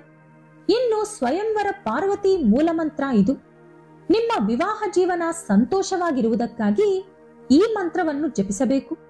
ಓಂ ಹ್ರೀಂ ಯೋಗಿನಿ ಯೋಗಿನಿ ಯೋಗೇಶ್ವರಿ ಯೋಗ ಭಯಂಕರಿ ಸಕಲ ಸ್ಥಾವರ ಜಂಗಮಸ್ಯ ಮುಖ ಹೃದಯಂ ಮಮವಾಸಂ ಆಕರ್ಷ ಆಕರ್ಷಾಯ ನಮಃ. ಇದು ಕಾತ್ಯಾಯಿನಿ ದೇವಿಯ ಕತೆ ಹಾಗೂ ಕೆಲವು ಶಕ್ತಿಯುತವಾದ ಮಂತ್ರಗಳು. ಜಗನ್ಮಾತೆಯಾದ ದುರ್ಗಾದೇವಿಯ 5ನೇ ಅವತಾರ ಸ್ಕಂದಮಾತೆ. ಸ್ಕಂದಮಾತೆಯು ಅನಾಹತ ಚಕ್ರ ಅಥವಾ ವಿಶುದ್ಧ ಚಕ್ರದ ಅಧಿಪತಿ. ಹಾಗೆ ಬುಧ ಗ್ರಹ ಇವರ ಆಧೀನದಲ್ಲಿ ಇರುತ್ತದೆ. ಇವತ್ತು ನಾವು ಓಂ ದೇವಿ ಸ್ಕಂದಮಾತಾಯೇ ನಮಃ ಈ ಮಂತ್ರವನ್ನು ಸಾಧ್ಯವಾದಷ್ಟು ಸಲ ಜಪಿಸಬೇಕು. ಇದರಿಂದ ಬುಧಗ್ರಹ ಬಲಪಡುವುದರ ಜೊತೆಗೆ ನಮ್ಮ ಜಾತಕದಲ್ಲಿ ಯಾವುದಾದರೂ ದೋಷಗಳಿದ್ದರೆ ನಿವಾರಣೆಯಾಗುತ್ತದೆ. ಲೋಕ ಕಲ್ಯಾಣಕ್ಕಾಗಿ ದೇವಿಯು ಪಡೆದ ಅವತಾರಗಳಲ್ಲಿ ಸ್ಕಂದ ಮಾತೆಗೆ ವಿಶೇಷವಾದ ಸ್ಥಾನ ಕೊಡಲಾಗಿದೆ. ಮಾತೃತ್ವದಲ್ಲಿ ಉನ್ನತವಾದ ಶಿಖರಕ್ಕೆ ಸ್ಕಂದ ಮಾತೆಯನ್ನು ಹೋಲಿಸುತ್ತಾರೆ. ಹೆತ್ತ ತಾಯಿ ಮಗುವನ್ನು ಎಷ್ಟು ಮಮಕಾರದಿಂದ ಸಾಕಿ ಬೆಳೆಸುತ್ತಾಳೋ ಅದೇ ರೀತಿ ಸ್ಕಂದ ಮಾತೆಯು ಅವಳ ಭಕ್ತರನ್ನು ಪೋಷಿಸುತ್ತಾಳೆ. ಸ್ಕಂದ ಅಂದರೆ ಕಾರ್ತಿಕೇಯ ಅಥವಾ ಸುಬ್ರಹ್ಮಣ್ಯ ಸ್ವಾಮಿ, ಮಾತೆ ಅಂದರೆ ತಾಯಿ, ಸ್ಕಂದನ ತಾಯಿಯಾದ್ದರಿಂದ ಈಕೆಯನ್ನು ಸ್ಕಂದ ಮಾತೆ ಎಂದು ಕರೆಯುತ್ತಾರೆ. ಕೆಲವು ಯುಗಾಂತರಗಳಿಂದ ತಾಯಿ ಪ್ರೀತಿ ಹಾಗೂ ವಾತ್ಸಲ್ಯಕ್ಕೆ ಉದಾಹರಣೆಯಾಗಿ ಸ್ಕಂದ ಮಾತೆಯನ್ನು ವರ್ಣಿಸುತ್ತಾ ಬಂದಿದ್ದಾರೆ. ಪುರಾಣಗಳ ಪ್ರಕಾರ ಸ್ಕಂದ ಮಾತೆಗೆ 4 ಕೈಗಳು ಇರುತ್ತದೆ. ಆಕೆ ತನ್ನ 4 ಕೈಗಳಿಂದ ಲೋಕವನ್ನು ಕಾಪಾಡುತ್ತಾಳೆ. ದೈವತ್ವದಿಂದ ತುಂಬಿದ ಕಾಂತಿಯಿಂದ ಆಕೆ ಕಾಣಿಸುತ್ತಾಳೆ. ಸ್ಕಂದ ಮಾತೆಯ ಮಡಿಲಲ್ಲಿ 6 ತಲೆಗಳನ್ನು ಹೊಂದಿರುವಂತ ಬಾಲ ಸುಬ್ರಹ್ಮಣ್ಯ ಸ್ವಾಮಿ ಕುಳಿತಿರುತ್ತಾರೆ. ದೇವಿ ಭಾಗವತ ಪುರಾಣದ ಪ್ರಕಾರ ಆಕೆ ಪದ್ಮಾಸನದಲ್ಲಿ ಕುಳಿತಿರುತ್ತಾರೆ. ಆಕೆಯ ಕೈಯಲ್ಲಿರುವಂತ ತಾವರೆ ಹೂಗಳು ಶಕ್ತಿ ಹಾಗೂ ಸ್ವಚ್ಛತೆಗೆ ಸಂಕೇತ. ಸ್ಕಂದ ಮಾತೆಯು ಸಿಂಹದ ಮೇಲೆ ಕುಳಿತುಕೊಂಡು ನಮಗೆ ದರ್ಶನ ಕೊಡುತ್ತಾರೆ. ಜಗನ್ಮಾತೆಯ ವಾಹನವಾದ ಸಿಂಹವು ಧೈರ್ಯ ಹಾಗೂ ಶೌರ್ಯದ ಸಂಕೇತ. ಲೋಕಮಾತೆಯಾದ ಸ್ಕಂದ ಮಾತೆಯು ಸಿಂಹ ವಾಹಿನಿಯಾಗಿ ತನ್ನ ಭಕ್ತರಿಗೆ ಅಭಯ ಕೊಡುತ್ತಾಳೆ. ಸನಾತನ ಧರ್ಮದಲ್ಲಿ ಸ್ಕಂದ ಮಾತೆಯ ಬಗ್ಗೆ ಹಲವಾರು ಪ್ರಸ್ತಾವನೆಗಳು ಬರುತ್ತದೆ. ಮುಖ್ಯವಾಗಿ ಸ್ಕಂದ ಪುರಾಣದಲ್ಲಿ ಸ್ಕಂದ ಮಾತೆಯ ಬಗ್ಗೆ ಹೆಚ್ಚಿನ ವಿವರಗಳು ಕಾಣಿಸುತ್ತದೆ. ಆಕೆಯ ಕಥೆಯು ತಾರಕಾಸುರ ಎಂಬ ಅಸುರನ ದುಷ್ಟ ಕೃತ್ಯಗಳ ಹಿನ್ನೆಲೆಯಲ್ಲಿ ನಮಗೆ ಹೆಚ್ಚಾಗಿ ಕೇಳಿಬರುತ್ತದೆ. ತಾರಕಾಸುರನ ಸಂಹಾರಕ್ಕೆ ಸ್ಕಂದ ಮಾತೆಯು ಕಾರಣವಾಗುತ್ತಾಳೆ. ತಾರಕಾಸುರ ಶಿವನ ಪುತ್ರನ ಕೈಯಿಂದಲೇ ಅವನಿಗೆ ಮರಣ ಸಂಭವಿಸಬೇಕು ಎಂಬ ವರ ಪಡೆದಿರುತ್ತಾನೆ. ಆದರೆ ಸತೀದೇವಿಯ ಮರಣದ ನಂತರ ಪರಮೇಶ್ವರ ಅದೇ ಕೊರಗಿನಲ್ಲಿ ತಪಸ್ಸು ಮಾಡುತ್ತಾ ಕುಳಿತು ಬಿಡುತ್ತಾರೆ. ಅದೇ ಸಮಯದಲ್ಲಿ ಸತೀದೇವಿಯ ಇನ್ನೊಂದು ಅವತಾರವಾದ ಪಾರ್ವತೀ ದೇವಿಯನ್ನು ಪರಮೇಶ್ವರನ ಜೊತೆ ಒಂದು ಮಾಡಲು ಎಲ್ಲಾ ದೇವತೆಗಳು ತೀರ್ಮಾನಿಸುತ್ತಾರೆ. ಶಂಕರನ ಮನಸ್ಸಿನಲ್ಲಿ ಕೋರಿಕೆ ಹುಟ್ಟಿಸುವುದಕ್ಕಾಗಿ ಎಲ್ಲರೂ ಮನ್ಮಥನ ಸಹಾಯ ಬೇಡುತ್ತಾರೆ. ಪಾರ್ವತೀ ದೇವಿಯ ಮೇಲೆ ಪರಮೇಶ್ವರನಿಗೆ ಪ್ರೀತಿ ಬರುವಂತೆ ಮನ್ಮಥ ಕೆಲವು ಬಾಣಗಳನ್ನು ಕೂಡ ಪ್ರಯೋಗಿಸುತ್ತಾನೆ. ಅದೇ ಪ್ರಯತ್ನದಲ್ಲಿಯೇ ಪರಮೇಶ್ವರನ ಆಗ್ರಹಕ್ಕೆ ಗುರಿಯಾಗಿ ಮನ್ಮಥ ಅವರ 3ನೇ ಕಣ್ಣಿನ ಜ್ವಾಲೆಗೆ ಭಸ್ಮವಾಗುತ್ತಾನೆ. ಅದರ ಬಳಿಕ ಕೆಲವು ವರ್ಷಗಳ ನಂತರ ಪಾರ್ವತೀ ದೇವಿಯ ನಿಷ್ಠೆ, ಪ್ರೀತಿ ಹಾಗೂ ಛಲವನ್ನು ನೋಡಿ ಮೆಚ್ಚಿದ ಪರಮೇಶ್ವರ ಆಕೆಯನ್ನು ವಿವಾಹವಾಗುತ್ತಾರೆ. ಅದರ ಬಳಿಕ ಕೆಲವು ಅನಿವಾರ್ಯ ಕಾರಣಗಳಿಂದ ಶಿವನ ತೇಜಸ್ಸು ಪಾರ್ವತೀ ದೇವಿಯ ಒಳಗೆ ಪ್ರವೇಶಿಸದೆ ಭೂಮಿಯ ಮೇಲೆ ಬಿದ್ದು ಅದರ ಮೂಲಕ ಸುಬ್ರಹ್ಮಣ್ಯ ಸ್ವಾಮಿ ಜನಿಸುತ್ತಾರೆ. ಪಾರ್ವತೀ ದೇವಿಯು ಸುಬ್ರಹ್ಮಣ್ಯ ಸ್ವಾಮಿಯನ್ನು ಅವರ ಮಗನಾಗಿ ಸ್ವೀಕರಿಸಿದರು. ದೇವಾನು ದೇವತೆಗಳನ್ನು ರಕ್ಷಿಸಲು ಸ್ಕಂದನನ್ನು ಶ್ರೇಷ್ಠವಾದ ಯೋಧನಂತೆ ಪಾರ್ವತೀ ದೇವಿ ಬೆಳೆಸಿದರು. ದೇವಗಣಗಳಿಗೆ ಸೈನ್ಯಾಧ್ಯಕ್ಷ ಹಾಗೂ ದೇವ ಸೈನ್ಯಾಧಿಪತಿಯಾದರು ಕಾರ್ತಿಕೇಯ. ಅದರ ನಂತರ ತಾರಕಾಸುರನನ್ನು ಸಂಹರಿಸಲು ಕಾರ್ತಿಕೇಯ ದೇವತೆಗಳ ಜೊತೆ ಸೇರಿಕೊಂಡು ಯುದ್ಧ ಮಾಡಿದರು. ಆ ರೀತಿ ಸ್ಕಂದಮಾತೆಯು ಒಂದು ತಾಯಿಯಾಗಿ ಕಾರ್ತಿಕೇಯನನ್ನು ಒಬ್ಬ ಮಹಾಯೋಧನಂತೆ ಬೆಳೆಸಿದರು. ಲೋಕ ಕಲ್ಯಾಣಕ್ಕಾಗಿ ಅವರ ಪುತ್ರನನ್ನು ಒಬ್ಬ ದೊಡ್ಡ ಅಸುರನ ಜೊತೆ ಹೋರಾಡಲು ಕಳಿಸಿದರು. ಸ್ಕಂದಮಾತೆಯ ಲಾಲನೆ ಪಾಲನೆಯಲ್ಲಿಯೇ ಕಾರ್ತಿಕೇಯ ಒಬ್ಬ ಮಹಾಯೋಧನಂತೆ ತಯಾರಾದರು. ತಾಯಿಯ ಮಾರ್ಗದರ್ಶನದಲ್ಲಿಯೇ ದೇವತೆಗಳಿಗೆ ಸೇನಾಧಿಪತಿಯಾದರು. ಜ್ಯೋತಿಷ್ಯ ಶಾಸ್ತ್ರದ ಪ್ರಕಾರ ಬುಧಗ್ರಹ ಬುದ್ಧಿ ಹಾಗೂ ಜ್ಞಾನದ ಸಂಕೇತ. ಬುಧಗ್ರಹ ಸ್ಕಂದಮಾತೆಯ ಆಧೀನದಲ್ಲಿ ಇರುತ್ತದೆ. ಸ್ಕಂದಮಾತೆಯು ಕಾರ್ತಿಕೇಯನಿಗೆ ಎಲ್ಲಾ ರೀತಿಯಾದ ಬುದ್ಧಿಶಕ್ತಿ, ಜ್ಞಾನವನ್ನು ತುಂಬಿದ ಕಾರಣ ಆಕೆ ಜ್ಞಾನದ ಪ್ರತಿರೂಪ ಎಂದು ಹೇಳುತ್ತಾರೆ. ಯಾವಾಗಲೂ ಮಗನ ಬೆನ್ನ ಹಿಂದೆಯೇ ಇರುತ್ತಾ ಅವರ ಗೆಲುವಿಗೆ ಕಾರಣವಾದಳು ಸ್ಕಂದಮಾತೆ. ಯಾರ ಜಾತಕದಲ್ಲಿ ಬುಧ ಬಲವಾಗಿರುತ್ತದೋ ಅವರಿಗೆ ಸ್ಕಂದಮಾತೆಯ ಆಶೀರ್ವಾದ, ಅನುಗ್ರಹ ಇದೆ ಎಂದು ಅರ್ಥ. ಯಾರ ಜಾತಕದಲ್ಲಿ ಬುಧ ಬಲಹೀನವಾಗಿರುತ್ತದೋ ಅವರು ಸ್ಕಂದಮಾತೆಯನ್ನು ಪೂಜಿಸುವ ಮೂಲಕ ಬುಧಗ್ರಹವನ್ನು ಬಲಪಡಿಸಬಹುದು. ಜಾತಕದಲ್ಲಿ ಬುಧ ಬಲವಾಗಿದ್ದರೆ ಜೀವನದಲ್ಲಿ ಗೆಲುವಿರುತ್ತದೆ. ಸ್ಕಂದಮಾತೆಯನ್ನು ಪೂಜಿಸಿದರೆ ಜ್ಞಾನದಿಂದ ಕೂಡಿರುವಂತಹ ಒಂದು ಶಕ್ತಿ ನಮ್ಮ ದೇಹದೊಳಗೆ ಪ್ರವೇಶಿಸುತ್ತದಂತೆ. ಆಗ ಆ ವ್ಯಕ್ತಿಯು ಈ ಲೋಕದಲ್ಲಿ ಒಳ್ಳೆ ಹೆಸರು ಹಾಗೂ ಸ್ಥಾನ ಗಳಿಸಿಕೊಳ್ಳುತ್ತಾನೆ. ಇದಲ್ಲದೆ ಸ್ಕಂದಮಾತೆಯು ಈ ಜಗತ್ತಿನಲ್ಲಿ ಪ್ರೀತಿಯ ಪ್ರತಿರೂಪ. ತಾಯಿ ಮಕ್ಕಳ ಬಾಂಧವ್ಯದ ಬಗ್ಗೆ ಎಷ್ಟೋ ಉತ್ತಮವಾದ ಉದಾಹರಣೆಗಳನ್ನು ನಮ್ಮ ವೇದಗಳು ಹಾಗೂ ಪುರಾಣಗಳಲ್ಲೂ ಕೂಡ ನಾವು ನೋಡಬಹುದು. ಅಂತ ಪವಿತ್ರವಾದ ತಾಯಿ ಮಕ್ಕಳ ಸಂಬಂಧಕ್ಕೆ ಸ್ಕಂದಮಾತೆಯು ಪ್ರತಿರೂಪದಂತೆ ಇರುತ್ತಾರೆ. ಯಾರು ಜೀವನದಲ್ಲಿ ಕಷ್ಟಗಳನ್ನು ಎದುರಿಸುತ್ತಾರೋ ಅವರಿಗೆ ಸ್ಕಂದಮಾತೆಯು ತಾಯಿಯಂತೆ ಆದರಿಸಿ ಅವರ ಬೆನ್ನ ಹಿಂದೆ ಇದ್ದು ಬೆಂಬಲಿಸುತ್ತಾರೆ. ಆದ್ದರಿಂದಲೇ ಸ್ಕಂದಮಾತೆಯ ಆರಾಧನೆಗೆ ಪುರಾಣಗಳಲ್ಲಿ ಪ್ರತ್ಯೇಕವಾದ ಸ್ಥಾನ ಕೊಡಲಾಗಿದೆ. ಹೃದಯದಲ್ಲಿ ಗೂಡು ಕಟ್ಟಿಕೊಂಡಿರುವಂತಹ ಮಲಿನಗಳನ್ನು ನಿವಾರಿಸಿಕೊಳ್ಳಲು ಸ್ಕಂದಮಾತೆಯ ಆರಾಧನೆಯಿಂದ ಸಾಧ್ಯ. ಹಾಗೆ ಇವರ ಆರಾಧನೆಯಿಂದ ನಾವು ಅದ್ಭುತವಾದ ಜ್ಞಾನವನ್ನು ಕೂಡ ಪಡೆದುಕೊಳ್ಳುತ್ತೀವಿ. ಇದುವೇ ಸ್ಕಂದಮಾತೆಗೆ ಸಂಬಂಧಿಸಿದಂತೆ ಪುರಾಣಗಳಲ್ಲಿ ಇರುವಂತಹ ವಿವರಗಳು. ಹಿಂದೂ ಪುರಾಣಗಳ ಪ್ರಕಾರ ಆಶ್ವಯುಜ ಮಾಸದಲ್ಲಿ ಬರುವ ನವರಾತ್ರಿಗಳು ಎಷ್ಟೋ ಪವಿತ್ರವಾದದ್ದು. ಈ ಸಮಯದಲ್ಲಿ ಭಕ್ತರು ತುಂಬಾ ನಂಬಿಕೆ, ಭಕ್ತಿ ಹಾಗೂ ವಿಶ್ವಾಸದಿಂದ ದುರ್ಗಾಮಾತೆಯನ್ನು ಪೂಜಿಸುತ್ತಾರೆ. ದುರ್ಗಾದೇವಿಯನ್ನು 9 ದಿನಗಳ ಕಾಲ 9 ರೂಪಗಳಲ್ಲಿ ಅಲಂಕರಿಸಿ ಪೂಜಿಸಲಾಗುತ್ತದೆ. ಈ ಪ್ರಕಾರ ನವರಾತ್ರಿಗಳಲ್ಲಿನ 6ನೇ ದಿನದಂದು ಕಾತ್ಯಾಯಿನಿ ದೇವಿಯನ್ನು ಪೂಜಿಸಲಾಗುವುದು. ದುರ್ಗಾದೇವಿಯ 6ನೇ ಅವತಾರ ಕಾತ್ಯಾಯಿನಿ. ಈ ದೇವಿಯ ಕರುಣೆ ಕಟಾಕ್ಷ ಭಕ್ತರ ಮೇಲೆ ಯಾವಾಗಲೂ ಇರುತ್ತದೆ. ಆಕೆಯ ಮಾತೃಸ್ಪರ್ಶ ನಮ್ಮೆಲ್ಲರನ್ನೂ ಯಾವಾಗಲೂ ಮುನ್ನಡೆಸುತ್ತಿರುತ್ತದೆ. ಈ ಸಕಲ ಚರಾಚರ ಸೃಷ್ಟಿಯನ್ನು ಮುನ್ನಡೆಸುವುದು ಮಾತೃ ಪ್ರೀತಿ, ಮಮಕಾರ.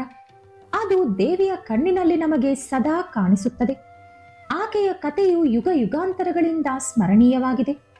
ಕಾತ್ಯಾಯಿನಿ ದೇವಿಯು ಕಾತ್ಯಾಯನ ಎಂಬ ಮಹಾಋಷಿಯ ಪುತ್ರಿ. ಆತನ ತಪೋನಿಷ್ಠೆಯ ಪ್ರತಿರೂಪವೇ ಕಾತ್ಯಾಯಿನಿಯ ಜನನ. ಆಕೆಯು ಅತಿ ಸಾಧಾರಣವಾದ ಜೀವನವನ್ನು ಕಳೆದಿದ್ದಳು. ದೇವಾಲಯಗಳು ಹಾಗೂ ಆಶ್ರಮದಲ್ಲಿಯೇ ಆಕೆಯ ಜೀವನ ನಡೆದಿತ್ತು. ಭಕ್ತಿ ಹಾಗೂ ನಿಷ್ಠೆಯ ಪ್ರತಿರೂಪವೇ ಕಾತ್ಯಾಯಿನಿ. ಈ ದೇವಿಯ ರೂಪವು ತುಂಬಾ ಪ್ರಶಾಂತವಾಗಿರುತ್ತದೆ. ದೇವಿ ಸುಂದರವಾದ ಮುಖದಿಂದ ನಮಗೆ ದರ್ಶನ ಕೊಡುತ್ತಾರೆ. ಆಕೆಯನ್ನು ನೋಡಿದ ಕೂಡಲೇ ನಮ್ಮೊಳಗೆ ಭಕ್ತಿ ಭಾವನೆ ಉಕ್ಕಿ ಹರಿಯುತ್ತದೆ. ದೇವಿಯು ಚಿನ್ನದ ಕಾಂತಿಯಿಂದ ಹೊಳೆಯುತ್ತಾ ದಿವ್ಯ ತೇಜಸ್ಸಿನಿಂದ ಕಾಣಿಸುತ್ತಾಳೆ. ಆಕೆಯ ನೋಟವು ಆಳವಾದ ಜ್ಞಾನಕ್ಕೆ ಸಂಕೇತವಾಗಿ ನಿಲ್ಲುತ್ತದೆ. ಆಕೆಯ ನಡವಳಿಕೆ ಯುಗ ಯುಗಾಂತರಗಳವರೆಗೂ ಆಚರಣೀಯವಾಗಿದೆ. ಆಕೆಯ ತತ್ವವು ಅಣು ಅಣುವಿನಲ್ಲೂ ಮಾತೃತ್ವದಿಂದ ತುಂಬಿರುತ್ತದೆ. ಕಾತ್ಯಾಯಿನಿ ದೇವಿಯು ಕೆಂಪು ಬಣ್ಣದ ಸೀರೆ ಉಟ್ಟುಕೊಂಡು ಭಕ್ತರಿಗೆ ದರ್ಶನ ಕೊಡುತ್ತಾಳೆ. ಕೆಂಪು ಬಣ್ಣವು ಜೀವನಕ್ಕೆ ಸಂಕೇತ. ದೇವಿ ಉಡುವ ಕೆಂಪು ಬಣ್ಣದ ಸೀರೆಗೆ ಚಿನ್ನದ ಬಣ್ಣದ ಸೆರಗು ಇರುತ್ತದೆ. ಇದು ದೇವಿಯ ವಸ್ತ್ರದಲ್ಲಿ ರಾಜಸವನ್ನು ನೆನಪಿಸುತ್ತದೆ. ಇನ್ನು ಕಾತ್ಯಾಯಿನಿ ದೇವಿಯ ಆಭರಣಗಳ ವಿಷಯಕ್ಕೆ ಬಂದರೆ ಕಂಠಾಭರಣಗಳು, ಕೈಗೆ ಬಳೆಗಳು, ಕಾಲಿಗೆ ಗೆಜ್ಜೆಗಳು, ಪಳಪಳ ಹೊಳೆಯುವ ಕಿರೀಟ ನಮಗೆ ಕಾಣಿಸುತ್ತದೆ. ಆಕೆಯ ರೂಪವು ಭಕ್ತರಿಗೆ ಕರುಣೆ ಕಟಾಕ್ಷ ಅನುಗ್ರಹಿಸುವ ಶಕ್ತಿಯಂತೆ ಕಾಣುತ್ತದೆ. ಮುಖ್ಯವಾಗಿ ಆಕೆ ಧರಿಸುವ ಕಿರೀಟ ಸಕಲ ಶಕ್ತಿಗಳಿಗೆ ಪ್ರತಿರೂಪವಾಗಿ ಹಾಗೂ ಭಕ್ತರಿಗೆ ಅಭಯ ಹಸ್ತ ಅನುಗ್ರಹಿಸುತ್ತದೆ. ಕಾತ್ಯಾಯಿನಿ ದೇವಿಯು 4 ಕೈಗಳನ್ನು ಹೊಂದಿರುವ ಚತುರ್ಭುಜ ಶಕ್ತಿ ದೇವತೆ. ಆಕೆಯ 4 ಕೈಗಳು ಸಕಲ ಮಾನವರಿಗೆ ಅಭಯ ಹಸ್ತಗಳಂತೆ ಕೆಲಸ ಮಾಡುತ್ತದೆ. ಅವುಗಳ ಹಿಂದಿರುವ ಸಾರಾಂಶ ಹಾಗೂ ಆಕೆಯ ಕೈಗಳಲ್ಲಿರುವ ದೈವಾಂಶ ಏನು ಎಂಬುದನ್ನು ಈಗ ನೋಡೋಣ. ಕಾತ್ಯಾಯಿನಿ ದೇವಿಯ ಬಲಗೈಯಲ್ಲಿ ನಮಗೆ ಖಡ್ಗ ಕಾಣಿಸುತ್ತದೆ. ಇದು ಬರೀ ಆಯುಧ ಮಾತ್ರ ಅಲ್ಲ, ಚೂಪಾದ ಆಲೋಚನಾ ಶಕ್ತಿಯ ಸ್ವರೂಪ.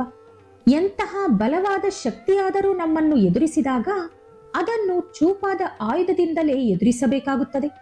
ಇದು ಕಾತ್ಯಾಯಿನಿ ದೇವಿ ಧರಿಸಿದ ಖಡ್ಗಕ್ಕೆ ಸಂಬಂಧಿಸಿದಂತಹ ಒಂದು ಮುಖ್ಯವಾದ ಅಂಶ. ಕಾತ್ಯಾಯಿನಿ ದೇವಿಯ 2ನೇ ಬಲಗೈಯಲ್ಲಿ ಅರಳಿದ ತಾವರೆ ಇರುತ್ತದೆ. ತಾವರೆ ಹೂವನ್ನು ಸ್ವಚ್ಛತೆಯ ಪ್ರತಿರೂಪದಂತೆ ಭಾವಿಸಲಾಗುತ್ತದೆ. ಸುತ್ತಲೂ ಕೆಸರಿದ್ದರೂ ಕೂಡ ಆ ಕೆಸರಿನ ಮಧ್ಯದಿಂದ ಒಂದು ಸ್ವಚ್ಛವಾದ ತಾವರೆ ಹೂವು ಉದ್ಭವಿಸುತ್ತದೆ. ಅಂದರೆ ಪಾಪ ತುಂಬಿರುವ ಈ ಜಗತ್ತಿನಲ್ಲಿ ನಾವು ತಾವರೆಯಂತೆ ಬದುಕಬೇಕು ಎಂಬುದೇ ಕಾತ್ಯಾಯಿನಿ ದೇವಿಯ ತತ್ವದಿಂದ ನಾವು ತಿಳಿದುಕೊಳ್ಳಬೇಕು. ಇನ್ನು ಕಾತ್ಯಾಯಿನಿ ದೇವಿಯ ಎಡಗೈ ಅಭಯ ಮುದ್ರೆ ತೋರಿಸುತ್ತಿರುತ್ತದೆ. ಆಕೆಯನ್ನು ನಂಬಿದ ಭಕ್ತರಿಗೆ ಅಭಯ ಕೊಡುತ್ತಾಳೆ ಎಂಬುದೇ ಇದರ ಸಂಕೇತ. ಇದು ನಮ್ಮಲ್ಲಿರುವ ಹೆದರಿಕೆಯನ್ನು ನಿವಾರಿಸುತ್ತದೆ. ಅಭಯ ಮುದ್ರೆಯ ಮುಖಾಂತರವೇ ಕಾತ್ಯಾಯಿನಿ ದೇವಿಯು ಈ ಸಕಲ ಜಗತ್ತನ್ನು ರಕ್ಷಿಸಲು ಸಿದ್ಧವಾಗುತ್ತಾಳೆ. ಇನ್ನೊಂದು ಎಡಗೈಯಲ್ಲಿ ವರದ ಮುದ್ರೆ ಇರುತ್ತದೆ. ಈ ಮುದ್ರೆಗೆ ಅರ್ಥ ಭಕ್ತರು ಕೋರುವ ಕೋರಿಕೆಗಳನ್ನು ತೀರಿಸಲು ಕಾತ್ಯಾಯಿನಿ ದೇವಿಯು ಸದಾ ಸಿದ್ಧವಾಗಿರುತ್ತಾಳೆ ಎಂದು. ಆಕೆಯನ್ನು ನಂಬಿದ ಭಕ್ತರಿಗೆ ಯಾವಾಗಲೂ ಈ ತಾಯಿ ಮೋಸ ಮಾಡುವುದಿಲ್ಲ. ಕಾತ್ಯಾಯಿನಿ ದೇವಿಯ ವಾಹನ ಸಿಂಹ. ಇದು ಧೈರ್ಯ, ರಾಜಸ ಹಾಗೂ ಸಾಹಸದ ಪ್ರತಿರೂಪ. ಸಿಂಹವನ್ನು ಶಕ್ತಿಯ ಪ್ರತಿರೂಪ ಎಂದು ಕರೆಯುತ್ತಾರೆ. ಹಾಗೆ ನಮ್ಮಲ್ಲಿರುವ ಕಾರ್ಯದರ್ಶಿಗೂ ಕೂಡ ಸಿಂಹವನ್ನು ಪ್ರತಿರೂಪವೆಂದು ಹೇಳಬಹುದು. ಸಿಂಹವನ್ನು ಧರ್ಮ ರಕ್ಷಿಸುವ ಪ್ರತಿರೂಪದಂತೆ ನೋಡಬಹುದು. ಸಿಂಹ ವಾಹಿನಿಯಾದ ಕಾತ್ಯಾಯಿನಿ ದೇವಿಯು ತನ್ನೊಳಗಿರುವ ಮಾತೃತ್ವದ ಜೊತೆಗೆ ದುಷ್ಟರನ್ನು ಶಿಕ್ಷಿಸಲು ಎಂದೂ ಕೂಡ ಹಿಂದೇಟಾಕಲ್ಲ. ಹಾಗೆ ಶಿಷ್ಟ ರಕ್ಷಣೆಗೆ ಅಭಯಹಸ್ತವನ್ನು ಕೊಡುತ್ತಾಳೆ. ಈ ಸಕಲ ಜಗತ್ತು ಅಂಧಕಾರವಾಗಿದ್ದ ಸಮಯದಲ್ಲಿ ಕಾತ್ಯಾಯಿನಿ ದೇವಿಯ ಚರಿತ್ರೆ ಶುರುವಾಯಿತು. ಸಕಲ ಜಗತ್ತನ್ನು ಅಂಧಕಾರವಾಗಿ ಬದಲಾಯಿಸಿದ ಮಹಿಷಾಸುರನ ದುಷ್ಟ ಕೃತ್ಯಗಳು ಶಿಖರಕ್ಕೆ ತಲುಪಿದ ದೆಸೆಯಲ್ಲಿ ಕಾತ್ಯಾಯಿನಿ ದೇವಿಯು ಆವಿರ್ಭವಿಸಿದಳು. ತಾನು ಅಮರ ಎಂದು ಭಾವಿಸಿದ ಮಹಿಷಾಸುರ ಸಕಲ ಚರಾಚರ ಸೃಷ್ಟಿಯನ್ನು ಹಿಂಸಿಸಲು ಶುರು ಮಾಡಿದ. 3 ಲೋಕಗಳನ್ನು ಪೀಡಿಸಲು ಶುರು ಮಾಡಿದ. ಧರ್ಮದ ವಿರುದ್ಧ ಅನೇಕಾನೇಕ ದುಷ್ಕೃತ್ಯಗಳನ್ನು ಮಾಡಿದ. ಅವನನ್ನವನು ದೇವರೆಂದು ಪ್ರಕಟಿಸಿಕೊಂಡು 3 ಲೋಕಗಳಿಗೆ ಅವನೇ ಅಧಿಪತಿ ಎಂದು ಗರ್ವದಿಂದ ನಡೆದುಕೊಂಡ. ಈ ರೀತಿ ದಿನೇ ದಿನೇ ಅವನ ದುಷ್ಕೃತ್ಯಗಳಿಗೆ ಅಂತ್ಯವಿಲ್ಲದಂತಾಯಿತು. ಇದರಿಂದ ದೇವತೆಗಳು ಸಹ ಚಿಂತೆಗೀಡಾದರು. ಅಷ್ಟ ದಿಕ್ಪಾಲಕರು ಕೂಡ ದಿಕ್ಕಿಲ್ಲದವರಾದರು. ಅಂತಹ ಧರ್ಮ ಸಂಕಟದ ಪರಿಸ್ಥಿತಿಯಲ್ಲಿ ಮಹಿಷಾಸುರನನ್ನು ಎದುರಿಸಲು ದೇವಿ ಶಕ್ತಿ ಮಾತ್ರವೇ ಪರಿಹಾರ ಎಂದು ಭಾವಿಸಿ ದೇವಿಯನ್ನು ಆರಾಧಿಸಲು ಎಲ್ಲಾ ದೇವರುಗಳು ಶುರು ಮಾಡಿದರು.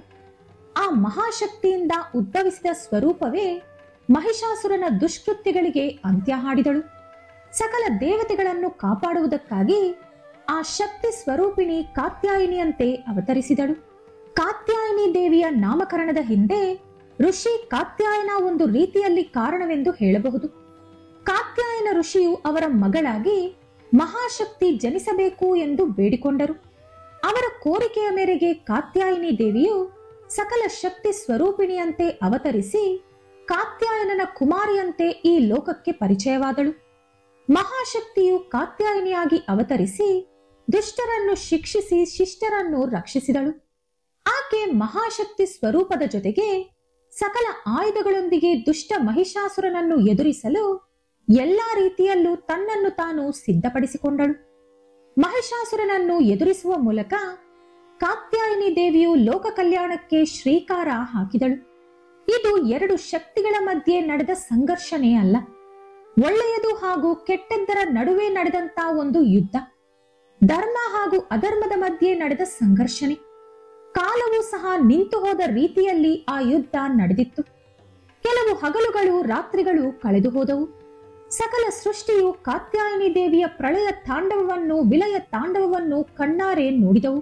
ಮಹಿಷಾಸುರನ ಅಸುರ ಶಕ್ತಿಯ ಅಂತ್ಯವನ್ನು ನೋಡುವುದಕ್ಕಾಗಿ ಮಹಾಶಕ್ತಿ ಯಾವ ರೀತಿ ವಿಜೃಂಭಿಸಿದಳು ಎಂದು ಎಲ್ಲಾ ದೇವಾನುದೇವತೆಗಳು ನೋಡಿದರು.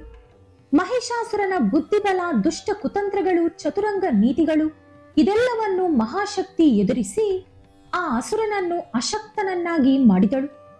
ಕಾತ್ಯಾಯಿನಿ ದೇವಿಯು ಸಮರಾಂಗಣದಲ್ಲಿ ತೋರಿಸಿದಂತ ಶಕ್ತಿ ಸಕಲ ಜಗತ್ತಿಗೆ ಜ್ಞಾನವನ್ನು ಪ್ರಸಾದಿಸಿತು.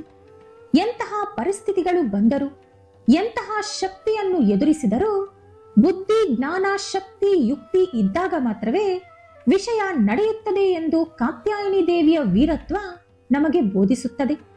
ಸುದೀರ್ಘ ಕಾಲದವರೆಗೂ ನಡೆದ ಈ ಹೋರಾಟದಲ್ಲಿ ಕೊನೆಗೆ ಮಹಿಷಾಸುರನ ಕತೆ ಮುಗಿಯಿತು. ಅವನ ಅಸುರ ಶಕ್ತಿ ಅಂತ್ಯವಾದ್ದರಿಂದ 3 ಲೋಕಗಳು ನೆಮ್ಮದಿಯಿಂದ ಉಸಿರಾಡಿದವು.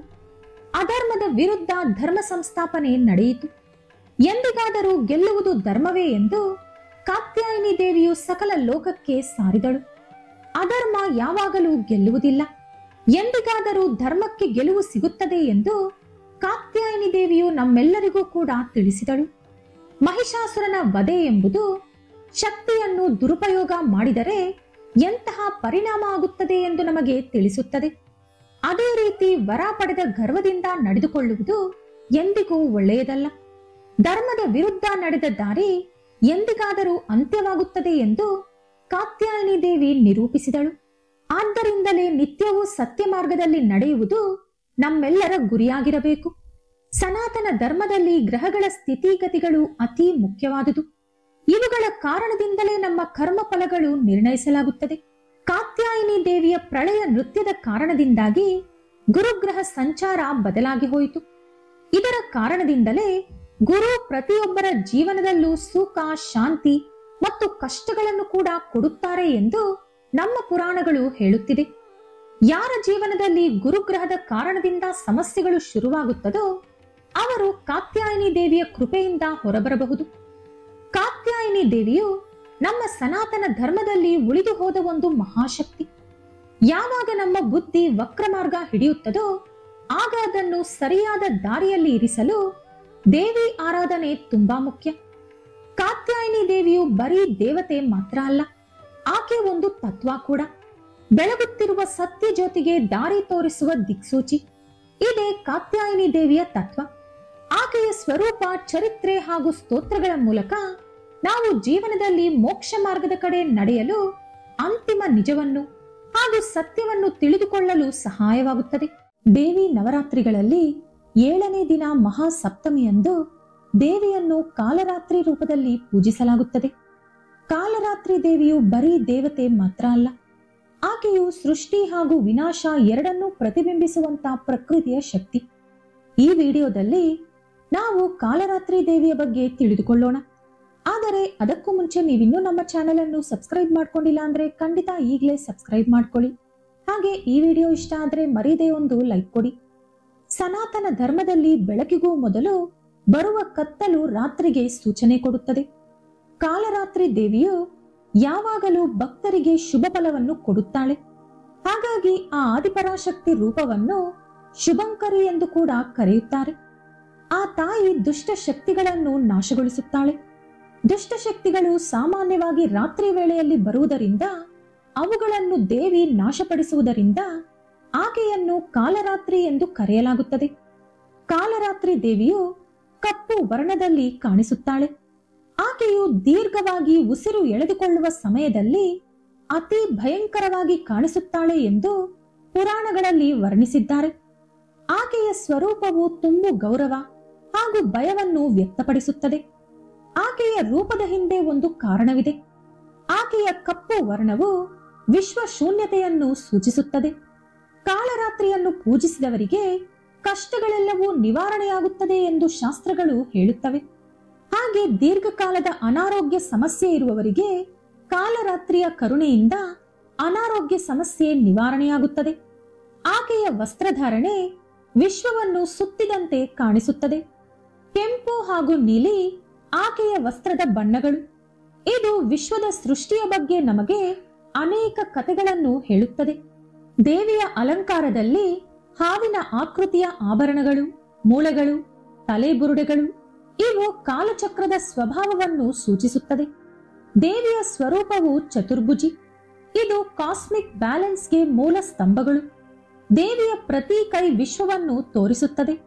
ಆಕೆಯ ಕೈಗಳಲ್ಲಿ ಸೃಷ್ಟಿ, ಸಂರಕ್ಷಣೆ, ವಿನಾಶ, ಜ್ಞಾನೋದಯಕ್ಕೆ ಮಾರ್ಗ ನಿರ್ದೇಶಿಸುವಂತ ಮಾರ್ಗಗಳು ನಮಗೆ ಕಾಣಿಸುತ್ತದೆ. ದೇವಿಯ ಕೈಯಲ್ಲಿರುವಂತಹ ಕತ್ತಿ ಸಾಧಾರಣವಾದ ಆಯುಧವಲ್ಲ. ಇದು ಸಮಯದ ಅಂತ್ಯವನ್ನು ಸೂಚಿಸುವ ಮೂಲಕ ಜೀವನದ ಅಂತಿಮ ಕ್ಷಣಗಳನ್ನು ನಮಗೆ ನೆನಪಿಸುತ್ತದೆ. ದೇವಿಯ ಮತ್ತೊಂದು ಕೈಯಲ್ಲಿರುವಂತಹ ವಜ್ರಾಯುಧವು ಸಿಡಿಲಿಗೆ ಸಮಾನವಾದುದು. ಇನ್ನೂ 2 ಕೈಗಳಲ್ಲಿ ಅಭಯ ಹಾಗೂ ವರದ ಮುದ್ರೆಗಳಿರುತ್ತದೆ. ಇದು ಭಕ್ತರಿಗೆ ಅಭಯ ಮತ್ತು ಆಶೀರ್ವಾದವನ್ನು ಕೊಡುತ್ತದೆ. ಆಕೆಯ ಕೈಗಳು ಉಗ್ರವಾಗಿ ಕಾಣಿಸುತ್ತಿದ್ದರೂ ಕೂಡ ಅವು ಪ್ರೀತಿ ಹಾಗೂ ಕರುಣೆಯನ್ನು ತೋರಿಸುತ್ತಿರುತ್ತದೆ. ಜೀವನದಲ್ಲಿನ ಕಷ್ಟದ ಸಮಯದಲ್ಲಿ ನಾವು ಸವಾಲುಗಳನ್ನು ಎದುರಿಸುವಾಗ ದೇವಿಯ ಕೈಗಳು ನಮಗೆ ಮಾರ್ಗವನ್ನು ನಿರ್ದೇಶಿಸುತ್ತದೆ. ದೇವಿಯು ಕತ್ತೆ ವಾಹನದ ಮೇಲೆ ಕುಳಿತಿರುತ್ತಾರೆ. ಕತ್ತೆ ನಮಗೆ ಸಾಮಾನ್ಯವಾದ ಪ್ರಾಣಿಯಂತೆ ಕಾಣಿಸಬಹುದು. ಆದರೆ ಹಠ, ಛಲ, ಸಹನೆ ಇದೆಲ್ಲವೂ ಕೂಡ ಕತ್ತೆಯ ಗುಣಗಳು. ಇದು ಜೀವನ ಪ್ರಯಾಣಕ್ಕೆ ಅರ್ಥ ತಿಳಿಸುತ್ತದೆ. ಸವಾಲುಗಳಿಂದ ತುಂಬಿದ್ದರೂ ಅದರ ದೀಕ್ಷೆಗೆ ತಿರುಗಿಲ್ಲ. ಪುರಾಣಗಳ ಪ್ರಕಾರ ಶುಂಭ, ನಿಶುಂಭ ಹಾಗೂ ರಕ್ತ ಬೀಜಾಸುರನನ್ನು ಸಂಹರಿಸುವುದಕ್ಕಾಗಿ ದುರ್ಗಾದೇವಿಯು ಕಾಲರಾತ್ರಿ ದೇವಿಯ ಅವತಾರವನ್ನು ತಾಳಿದಳು. ಕೆಲವು ಯುಗಗಳ ಹಿಂದೆ ವಿಶ್ವದಲ್ಲಿ ಕೆಟ್ಟ ಶಕ್ತಿಗಳು ವಿಜೃಂಭಿಸಿ ಒಳ್ಳೆತನದ ಮೇಲೆ ಕೆಟ್ಟ ಪರದೆ ಮುಚ್ಚಿಕೊಂಡಂತೆ ಒಂದಾನೊಂದು ಕಾಲದಲ್ಲಿ ಪರಿಸ್ಥಿತಿ ಇತ್ತು. 3 ಲೋಕಗಳು ಶುಂಭ ನಿಶುಂಭರ ಕೈಯಲ್ಲಿ ಬಂದಿಯಾಗಿತ್ತು. ಅವರಿಬ್ಬರು ಅಸುರ ಸಹೋದರರು. ಹಾಗೆ ಸಾಮಾನ್ಯವಾದ ಅಸುರರು ಕೂಡ ಅಲ್ಲ. ಅವರಿಬ್ಬರು ಎಷ್ಟೋ ವರಗಳನ್ನು ಪಡೆದಿದ್ದರು. ಹಾಗಾಗಿ ವರಗರ್ವದಿಂದ ಅವರಿಬ್ಬರು ಅವರನ್ನು ತಡೆಯುವವರು ಯಾರೂ ಇಲ್ಲ ಎಂದು ಭಾವಿಸಿದ್ದರು. ಅವರ ದುಷ್ಕೃತ್ಯಗಳಿಗೆ ಭೂಮಿ ನಡುಗಿ ಹೋಯಿತು. ಋಷಿ ಮುನಿಗಳು ದೇವರನ್ನು ಪ್ರಾರ್ಥಿಸಿದರು. ದೇವಾನುದೇವತೆಗಳು ಶುಂಭ ನಿಶುಂಭರ ದೌರ್ಜನ್ಯವನ್ನು ತಡೆಯಲಾಗದೆ ತ್ರಿಮೂರ್ತಿಗಳ ಹತ್ತಿರ ಹೋದರು. ಅವರ ಕಷ್ಟಗಳನ್ನು ಹೇಳಿಕೊಂಡು ಪರಿಷ್ಕಾರ ಮಾರ್ಗ ಕೇಳಿದರು. ಆ ಸಮಯದಲ್ಲಿ ದುರ್ಗಾಮಾತೆಯು ಅವರ ಎಲ್ಲಾ ರೂಪದಲ್ಲಿರುವಂತಹ ಶಕ್ತಿ ಯುಕ್ತಿಗಳನ್ನು ಒಟ್ಟುಗೂಡಿಸಿ ಒಂದು ದೈವಿಕ ಶಕ್ತಿಯಂತೆ ಅವತರಿಸಿದಳು. ಆಕೆಯೇ ಕಾಲರಾತ್ರಿ ದೇವಿ. ಆಕೆಯು ಭಯಾನಕವಾದ ಶಕ್ತಿ ಸ್ವರೂಪಿಣಿ. ಅಮಾಯಕರನ್ನು ಸದಾ ರಕ್ಷಿಸುತ್ತಾಳೆ. ದುಷ್ಟರ ಪಾಲಿಗೆ ಶತ್ರು. ಆಕೆಯ ಕಡುಗಪ್ಪು ರೂಪವು ವಿಶ್ವ ಶೂನ್ಯತೆಯನ್ನು ಸೂಚಿಸುತ್ತದೆ. ಶುಂಭ ನಿಶುಂಭರನ್ನು ಸೋಲಿಸಿ ಸೃಷ್ಟಿಯನ್ನು ಮತ್ತೆ ಸಮತೋಲನವಾಗಿಸಿ ವಿಶ್ವವನ್ನು ಪುನರುದ್ಧರಿಸುವ ಕೆಲಸವನ್ನು ಕಾಲರಾತ್ರಿಗೆ ತ್ರಿಮೂರ್ತಿಗಳು ಕೊಟ್ಟರು. ಕಾಲರಾತ್ರಿ ದೇವಿಯು ಆಕೆಯ ಸಂಪೂರ್ಣ ಶಕ್ತಿಯಿಂದ ರಾಕ್ಷಸ ಸಹೋದರರು ಆಕೆಯ ಮೇಲೆ ಪ್ರಯೋಗಿಸಿದಂತ ಪ್ರತಿ ಸವಾಲನ್ನು ಎದುರಿಸಿದಳು. ಪ್ರತಿ ವಿಷಯದಲ್ಲೂ ದೈವಿಕ ಶಕ್ತಿಯನ್ನು ಪ್ರದರ್ಶಿಸಿದಳು. ಆ ಯುದ್ಧವನ್ನು ಕಂಡು ಭೂಮಿ ಕಂಪಿಸಿತು. ಆಗಸ ಬೆಳಗಿತು. ಶುಂಭ ನಿಶುಂಭರು ತುಂಬಾ ಶಕ್ತಿವಂತರಾಗಿದ್ದರೂ ಕೂಡ ಅವರು ನಿಂತಿದ್ದಿದ್ದು ಅಸಮಾನವಾದ ಒಂದು ದೈವಿಕ ಶಕ್ತಿಯ ಮುಂದೆ. ಅವರು ಕಾಲರಾತ್ರಿ ದೇವಿಯನ್ನು ಎದುರಿಸಲು ತಂತ್ರ ಮಂತ್ರಗಳನ್ನು ಪ್ರಯೋಗಿಸಿದರು. ಅನೇಕ ಭಯಾನಕ ರೂಪಗಳನ್ನು ಕೂಡ ಪಡೆದರು. ಆದರೆ ಆಕೆಯವರಿಗೆ ಮಣಿಯದೆ ಆ ಅಸುರ ಶಕ್ತಿಯನ್ನು ಸಮರ್ಥವಾಗಿ ಎದುರಿಸಿದಳು. ಭೀಕರ ಯುದ್ಧದ ನಂತರ ವಿಶ್ವರೂಪ ಶಕ್ತಿಯಾದ ಕಾಲರಾತ್ರಿ ದೇವಿಯು ವಿಜೇತಳಾದಳು. ಶುಂಭ ನಿಶುಂಭರ ಅಂತ್ಯದಿಂದ ದೇವತೆಗಳು ನೆಮ್ಮದಿಯಾಗಿ ಉಸಿರಾಡಿದರು. ಭೂಮಿಗೆ ಸ್ವಸ್ಥತೆ ಲಭಿಸಿತು. ಋಷಿಗಳು ಕಾಲರಾತ್ರಿ ದೇವಿಯನ್ನು ಕೀರ್ತಿಸಿದರು. ಪುರಾಣಗಳಲ್ಲಿ ಹೇಳಿದ ಪ್ರಕಾರ ಕಾಲರಾತ್ರಿ ದೇವಿಯ ಕಥೆಯು ಬರೀ ಯುದ್ಧದ ಬಗ್ಗೆ ಮಾತ್ರ ಅಲ್ಲ. ಇದರಲ್ಲಿ ನಾವೆಲ್ಲರೂ ಕಲಿತುಕೊಳ್ಳಬೇಕಾದಂತ ಒಂದು ಪಾಠವಿದೆ.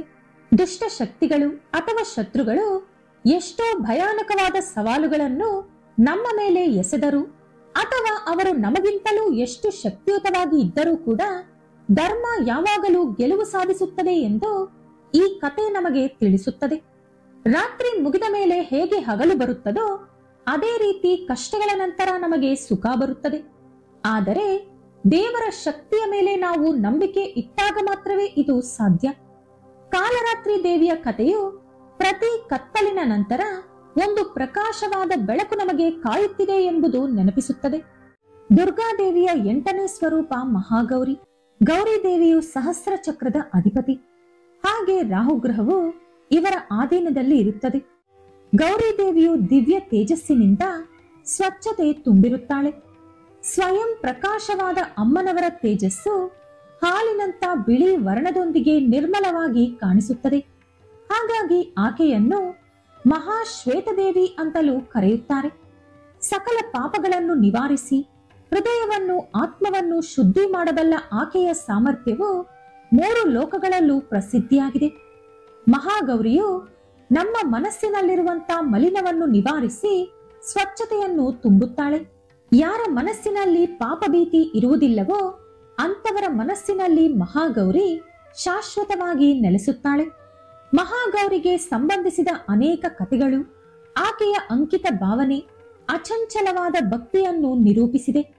ಪರಮೇಶ್ವರನಿಗೆ ಮಡದಿಯಾಗಿ ಇರುವುದಕ್ಕಾಗಿ ಆಕೆ ಮಾಡಿದ ಕಠೋರವಾದ ತಪಸ್ಸು ಎಲ್ಲಾ ಯುಗಗಳಲ್ಲೂ ಆದರ್ಶವಾಗಿ ಉಳಿದಿದೆ.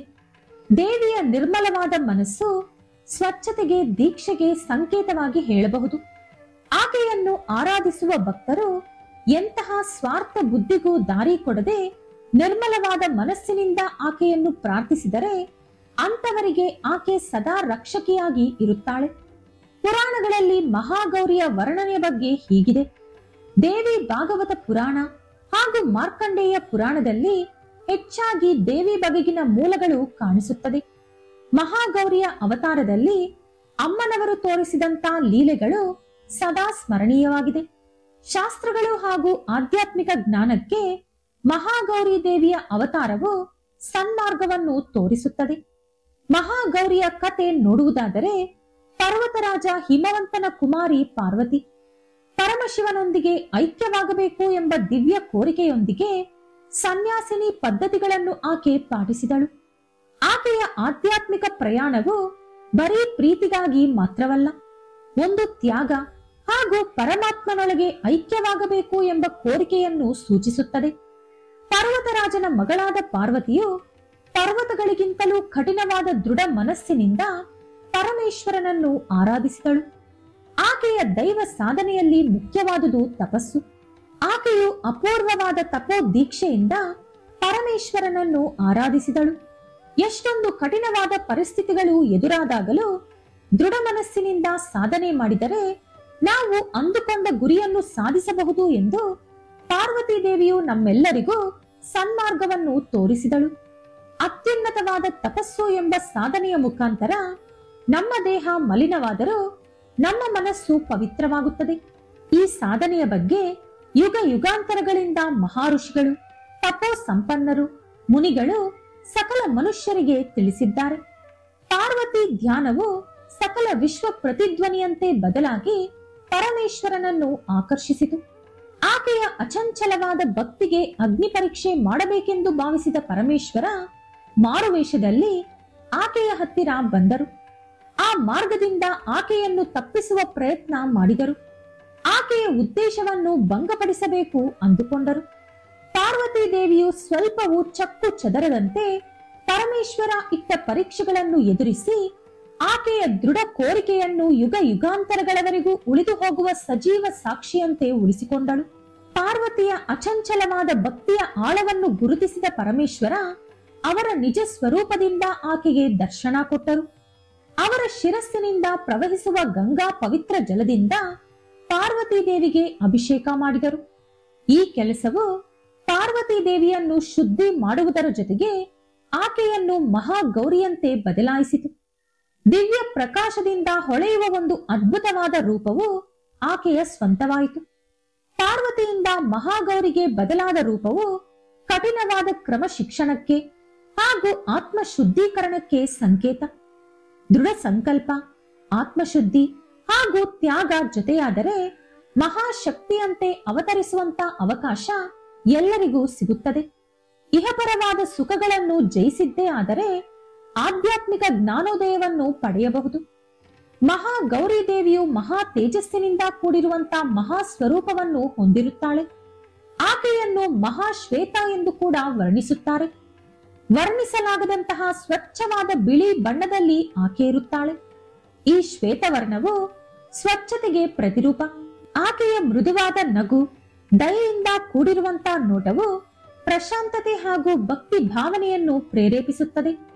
ಮಹಾಗೌರಿಯು ಸ್ವಚ್ಛವಾದ ಬಿಳಿ ವಸ್ತ್ರಗಳನ್ನು ಧರಿಸುತ್ತಾಳೆ. ಈ ಬಿಳಿ ವಸ್ತ್ರವು ಸ್ವಚ್ಛತೆ ಹಾಗೂ ಆಕೆಗಿರುವಂತಹ ದಯೆಯನ್ನು ಸೂಚಿಸುತ್ತದೆ. ಆಕೆ ಧರಿಸುವ ಚಿನ್ನಾಭರಣಗಳು ಬರೀ ಅಲಂಕಾರಕ್ಕೆ ಮಾತ್ರವಲ್ಲದೆ ಆಧ್ಯಾತ್ಮಿಕ ಸಂಪತ್ತನ್ನು ಹಾಗೂ ಜ್ಞಾನೋದಯ ಸ್ಥಿತಿಯನ್ನು ಸೂಚಿಸುತ್ತದೆ. ದೇವಿಯ ಪ್ರತಿ ಕೈ ಆಧ್ಯಾತ್ಮಿಕ ಪ್ರಯಾಣದಲ್ಲಿ ಒಂದು ದಿಕ್ಕನ್ನು ಸೂಚಿಸುತ್ತದೆ.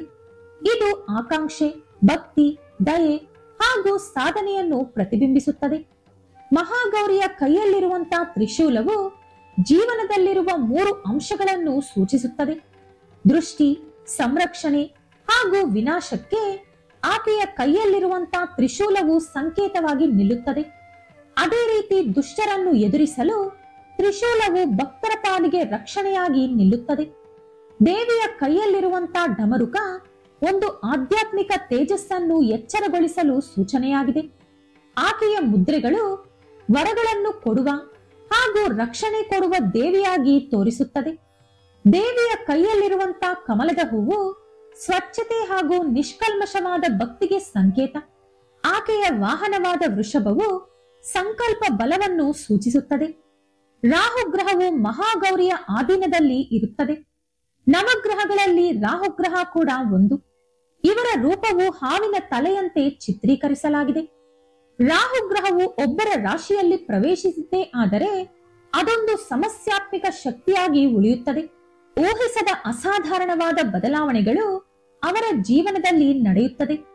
ಜ್ಯೋತಿಷ್ಯ ಶಾಸ್ತ್ರದಲ್ಲಿ ರಾಹುವಿನ ಆಕಸ್ಮಿಕ ಬದಲಾವಣೆಗಳು ಹಾಗೂ ಸಮಸ್ಯೆಗಳ ಬಗ್ಗೆ ವರ್ಣಿಸಿದ್ದಾರೆ. ಆದರೆ ಮಹಾಗೌರಿಯ ಜೊತೆಗೆ ರಾಹು ಗ್ರಹದ ಅನುಬಂಧವು ತುಂಬಾ ಪ್ರತ್ಯೇಕವಾದುದು. ಯಾವ ರೀತಿ ಪಾರ್ವತಿ ದೇವಿಯು ಆಕೆಯ ಕಠಿಣವಾದ ತಪಸ್ಸಿನಿಂದ ಮಹಾಗೌರಿಯಂತೆ ಉದ್ಭವಿಸಿದಳೋ, ಅದೇ ರೀತಿ ಒಬ್ಬ ವ್ಯಕ್ತಿಯ ಜೀವನದಲ್ಲಿ ರಾಹು ಸಮಸ್ಯೆ ಕಲುಗಿಸುವಂತ ಪ್ರಭಾವವು ಆತನ ಏಳಿಗೆ ಹಾಗೂ ಜ್ಞಾನೋದಯಕ್ಕೆ ಅವಕಾಶಗಳಂತೆ ಬದಲಾಗಬಹುದು. ಸುಖ ದುಃಖದಿಂದ ವಿಮುಕ್ತಿ ಪಡೆಯಲು ಬದಲಾವಣೆಯನ್ನು ಪ್ರೋತ್ಸಾಹಿಸುತ್ತದೆ. ನಿಮ್ಮ ಜಾತಕದಲ್ಲಿ ರಾಹು ದೋಷವಿದ್ದರೆ ಅಥವಾ ರಾಹು ಗ್ರಹದಿಂದ ಯಾವುದಾದರೂ ಸಮಸ್ಯೆ ಇದ್ದರೆ ನೀವು ಮಹಾಗೌರಿಯನ್ನು ಪೂಜಿಸುವ ಮೂಲಕ ಆ ದೋಷದಿಂದ ಅಥವಾ ಸಮಸ್ಯೆಯಿಂದ ನಿವಾರಣೆ ಪಡೆಯಬಹುದು. ಈ ವಿಡಿಯೋ ಇಷ್ಟ ಆದ್ರೆ ಲೈಕ್ ಮಾಡಿ, ಶೇರ್ ಮಾಡಿ. ಇಂತಹ ಹೆಚ್ಚಿನ ಉತ್ತಮ ಮಾಹಿತಿಗಳಿಗಾಗಿ ತಪ್ಪದೇ ನಮ್ಮ ಚಾನೆಲ್ ಅನ್ನು ಸಬ್ಸ್ಕ್ರೈಬ್ ಮಾಡಿಕೊಳ್ಳಿ. ನಾಳೆ ಮತ್ತೊಂದು ವಿಡಿಯೋದೊಂದಿಗೆ ಪುನಃ ಭೇಟಿಯಾಗೋಣ. ಧನ್ಯವಾದಗಳು. ದಸರಾ ನವರಾತ್ರಿಗಳಲ್ಲಿ ದುರ್ಗಾ ಮಾತೆಯ 9ನೇ ಅವತಾರವಾದ ಸಿದ್ಧಿದಾತ್ರಿಗೆ ಒಂದು ಪ್ರತ್ಯೇಕವಾದ ಸ್ಥಾನವಿದೆ. ದುಷ್ಟ ಶಿಕ್ಷಣ ಹಾಗೂ ಶಿಷ್ಟ ರಕ್ಷಣೆಗೆ ದೇವಿ ಪಡೆದ 9ನೇ ಅವತಾರವೇ ಸಿದ್ಧಿದಾತ್ರಿ. ದಸರಾ ನವರಾತ್ರಿ ಆಚರಣೆಯಲ್ಲಿ 9ನೇ ದಿನ ಪ್ರತ್ಯೇಕವಾದುದು. ದುರ್ಗಾದೇವಿಯ ಕೊನೆ ರೂಪವಾದ ಸಿದ್ಧಿದಾತ್ರಿಯು ಆಧ್ಯಾತ್ಮಿಕ ಸಾಧನೆಗೆ ಪ್ರತಿರೂಪವಾಗಿ ನಿಲ್ಲುತ್ತಾಳೆ. ಸಿದ್ಧಿದಾತ್ರಿ ಎಂಬ ಹೆಸರು 2 ಪದಗಳ ಜೋಡಣೆ. ಸಿದ್ಧಿ ಅಂದರೆ ಆಧ್ಯಾತ್ಮಿಕ ಶಕ್ತಿ ಅಥವಾ ಸಾಧನೆ, ದಾತ್ರಿ ಅಂದರೆ ದಾತೆ ಅಥವಾ ಕೊಡುವವಳು. ಈ ದೇವಿಯು ನಮ್ಮ ಜೀವನದಲ್ಲಿರುವಂತಹ ಕತ್ತಲನ್ನು ನಿವಾರಿಸಿ ಬೆಳಕನ್ನು ತುಂಬುತ್ತಾಳೆ. ಸ್ವತಃ ಪರಮೇಶ್ವರನೇ ಸಿದ್ಧಿದಾತ್ರಿಯ ಅನುಗ್ರಹದಿಂದ ಎಲ್ಲಾ ಸಿದ್ಧಿಗಳನ್ನು ಪಡೆದುಕೊಂಡರು ಎಂದು ಪುರಾಣಗಳು ಹೇಳುತ್ತಿದೆ. ಸಿದ್ಧಿದಾತ್ರಿ ದೇವಿಯು ಕಮಲದ ಹೂವಿನಲ್ಲಿ ಕುಳಿತಿರುತ್ತಾರೆ. ಈ ದೇವಿಯ ವಾಹನ ಸಿಂಹ. ದೇವಿಗೆ 4 ಕೈಗಳು ಇರುತ್ತದೆ. ಆ ಕೈಗಳಲ್ಲಿ ಶಂಕು, ಚಕ್ರ, ಗದೆ ಹಾಗೂ ತಾವರೆ ಹಿಡಿದಿರುತ್ತಾರೆ.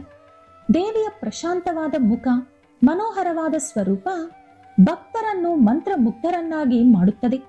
ದೇವಿಯ ಕೈಯಲ್ಲಿರುವ ಚಿಹ್ನೆಗಳಿಗೆ ಎಷ್ಟೋ ಪ್ರಾಮುಖ್ಯತೆ ಇದೆ. ಆಕೆ ಹಿಡಿದಿರುವ ಗದೆ ಬಲವನ್ನು ಸೂಚಿಸುತ್ತದೆ. ಚಕ್ರ ವಿಧಿ ಹಾಗೂ ಧರ್ಮದ ಸಂಕೇತ. ಶಂಕು ಪ್ರಾಥಮಿಕ ಧ್ವನಿಯ ಪ್ರತಿರೂಪ. ಕಮಲದ ಹೂವು ಸ್ವಚ್ಛತೆ ಹಾಗೂ ದೈವತ್ವ ಸೂಚಿಸುತ್ತದೆ. ಈಗ ಸಿದ್ಧಿದಾತ್ರಿಯ ಕತೆ ನೋಡೋಣ. ಕೆಲವು ಯುಗಗಳ ಹಿಂದೆ ಮಹಿಷಾಸುರ ಎಂಬ ರಾಕ್ಷಸ 3 ಲೋಕಗಳನ್ನು ಚಿತ್ರಹಿಂಸೆಗೆ ಗುರಿಯಾಗಿಸುತ್ತಿದ್ದ. ದೇವಾನುದೇವತೆಗಳನ್ನು ಸೋಲಿಸಿ ಸ್ವರ್ಗವನ್ನು ಆಕ್ರಮಿಸಿಕೊಂಡ. ಆ ಸಮಸ್ಯೆಯಿಂದ ಹೊರಬರಲು ಎಲ್ಲಾ ದೇವಾನುದೇವತೆಗಳು ಶಕ್ತಿ ಸ್ವರೂಪಿಣಿಯಾದ ದುರ್ಗಾದೇವಿಯನ್ನು ಪೂಜಿಸಿದರು. ಆ ಸಮಯದಲ್ಲಿ ದುರ್ಗಾದೇವಿಯು ರಾಕ್ಷಸರನ್ನು ಸೋಲಿಸಲು ಅನೇಕ ಅವತಾರಗಳನ್ನು ಪಡೆದಳು. ದುರ್ಗಾದೇವಿಯು ವಿವಿಧ ರೂಪಗಳಲ್ಲಿ ರಾಕ್ಷಸರನ್ನು ಸಂಹರಿಸಿದಳು. ಕೊನೆಯದಾಗಿ ದೇವಿ ಸಿದ್ಧಿದಾತ್ರಿಯಂತೆ ಅವತರಿಸಿದಳು. ಸಿದ್ಧಿದಾತ್ರಿ ದೇವಿಯ ಅವತಾರ ತುಂಬಾ ಪ್ರತ್ಯೇಕ. ಆಕೆ ಕೇವಲ ಯೋಧೆ ಮಾತ್ರವಲ್ಲದೆ ತಾಯಿ, ಗುರು ಹಾಗೂ ಮಾರ್ಗದರ್ಶಕಳ ಪಾತ್ರ ಕೂಡ ವಹಿಸುತ್ತಾಳೆ. ಈ ದೇವಿಯು ತನ್ನ ಭಕ್ತರಿಗೆ ಅಷ್ಟ ಸಿದ್ಧಿಗಳನ್ನು ಕೊಡುತ್ತಾಳೆ. ಪುರಾಣಗಳ ಪ್ರಕಾರ ಸಿದ್ಧಿದಾತ್ರಿ ದೇವಿಯು ಅನಿಮ, ಇಷಿತ್ವ, ವಶಿತ್ವ, ಲಹಿಮ, ಗರಿಮ, ಪ್ರಾಕಮ್ಯ, ಮಹಿಮಾ ಹಾಗೂ ಪ್ರಾಪ್ತಿ ಎಂಬ 8 ಸಿದ್ಧಿಗಳನ್ನು ಹೊಂದಿರುತ್ತಾಳೆ. ಈ ದೇವಿಯನ್ನು ಆರಾಧಿಸುವುದರಿಂದ ಅಷ್ಟ ಸಿದ್ಧಿಗಳು ನಮಗೆ ಲಭಿಸುತ್ತವೆ ಎಂದು ಅನೇಕರು ಹೇಳುತ್ತಾರೆ.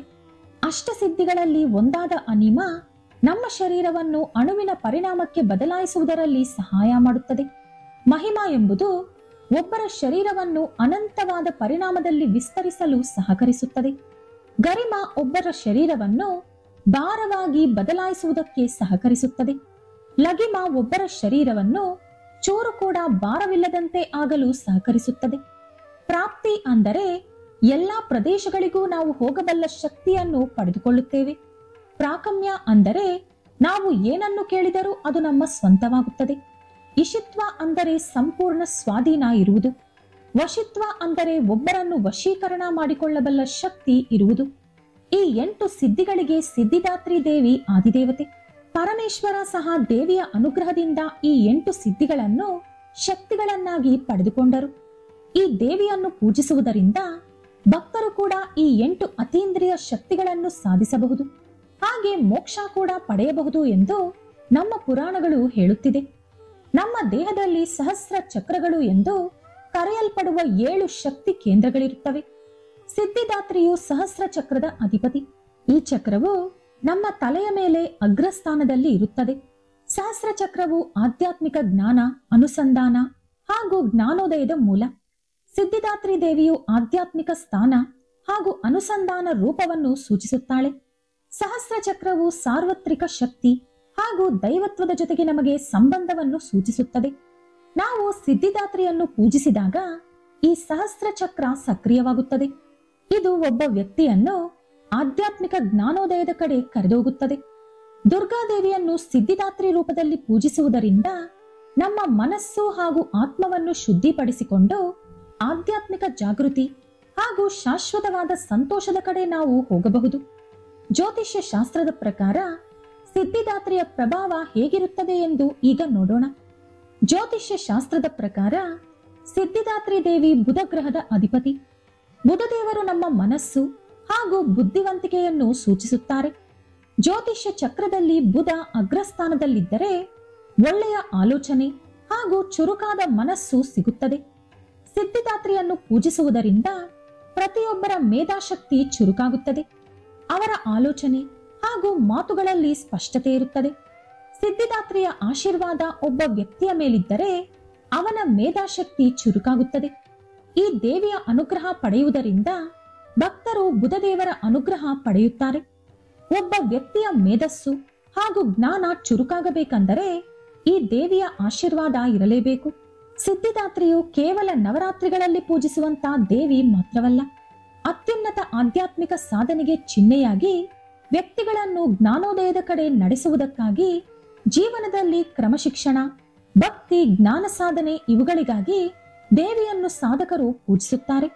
ಈ ವಿಡಿಯೋ ಇಷ್ಟ ಆದರೆ ಲೈಕ್ ಮಾಡಿ, ಶೇರ್ ಮಾಡಿ. ಇಂತಹ ಹೆಚ್ಚಿನ ಉತ್ತಮ ಮಾಹಿತಿಗಳಿಗಾಗಿ ತಪ್ಪದೇ ನಮ್ಮ ಚಾನೆಲ್ ಅನ್ನು ಸಬ್ಸ್ಕ್ರೈಬ್ ಮಾಡಿಕೊಳ್ಳಿ. ನಾಳೆ ಮತ್ತೊಂದು ವಿಡಿಯೋದೊಂದಿಗೆ ಪುನಃ ಭೇಟಿಯಾಗೋಣ. ಧನ್ಯವಾದಗಳು.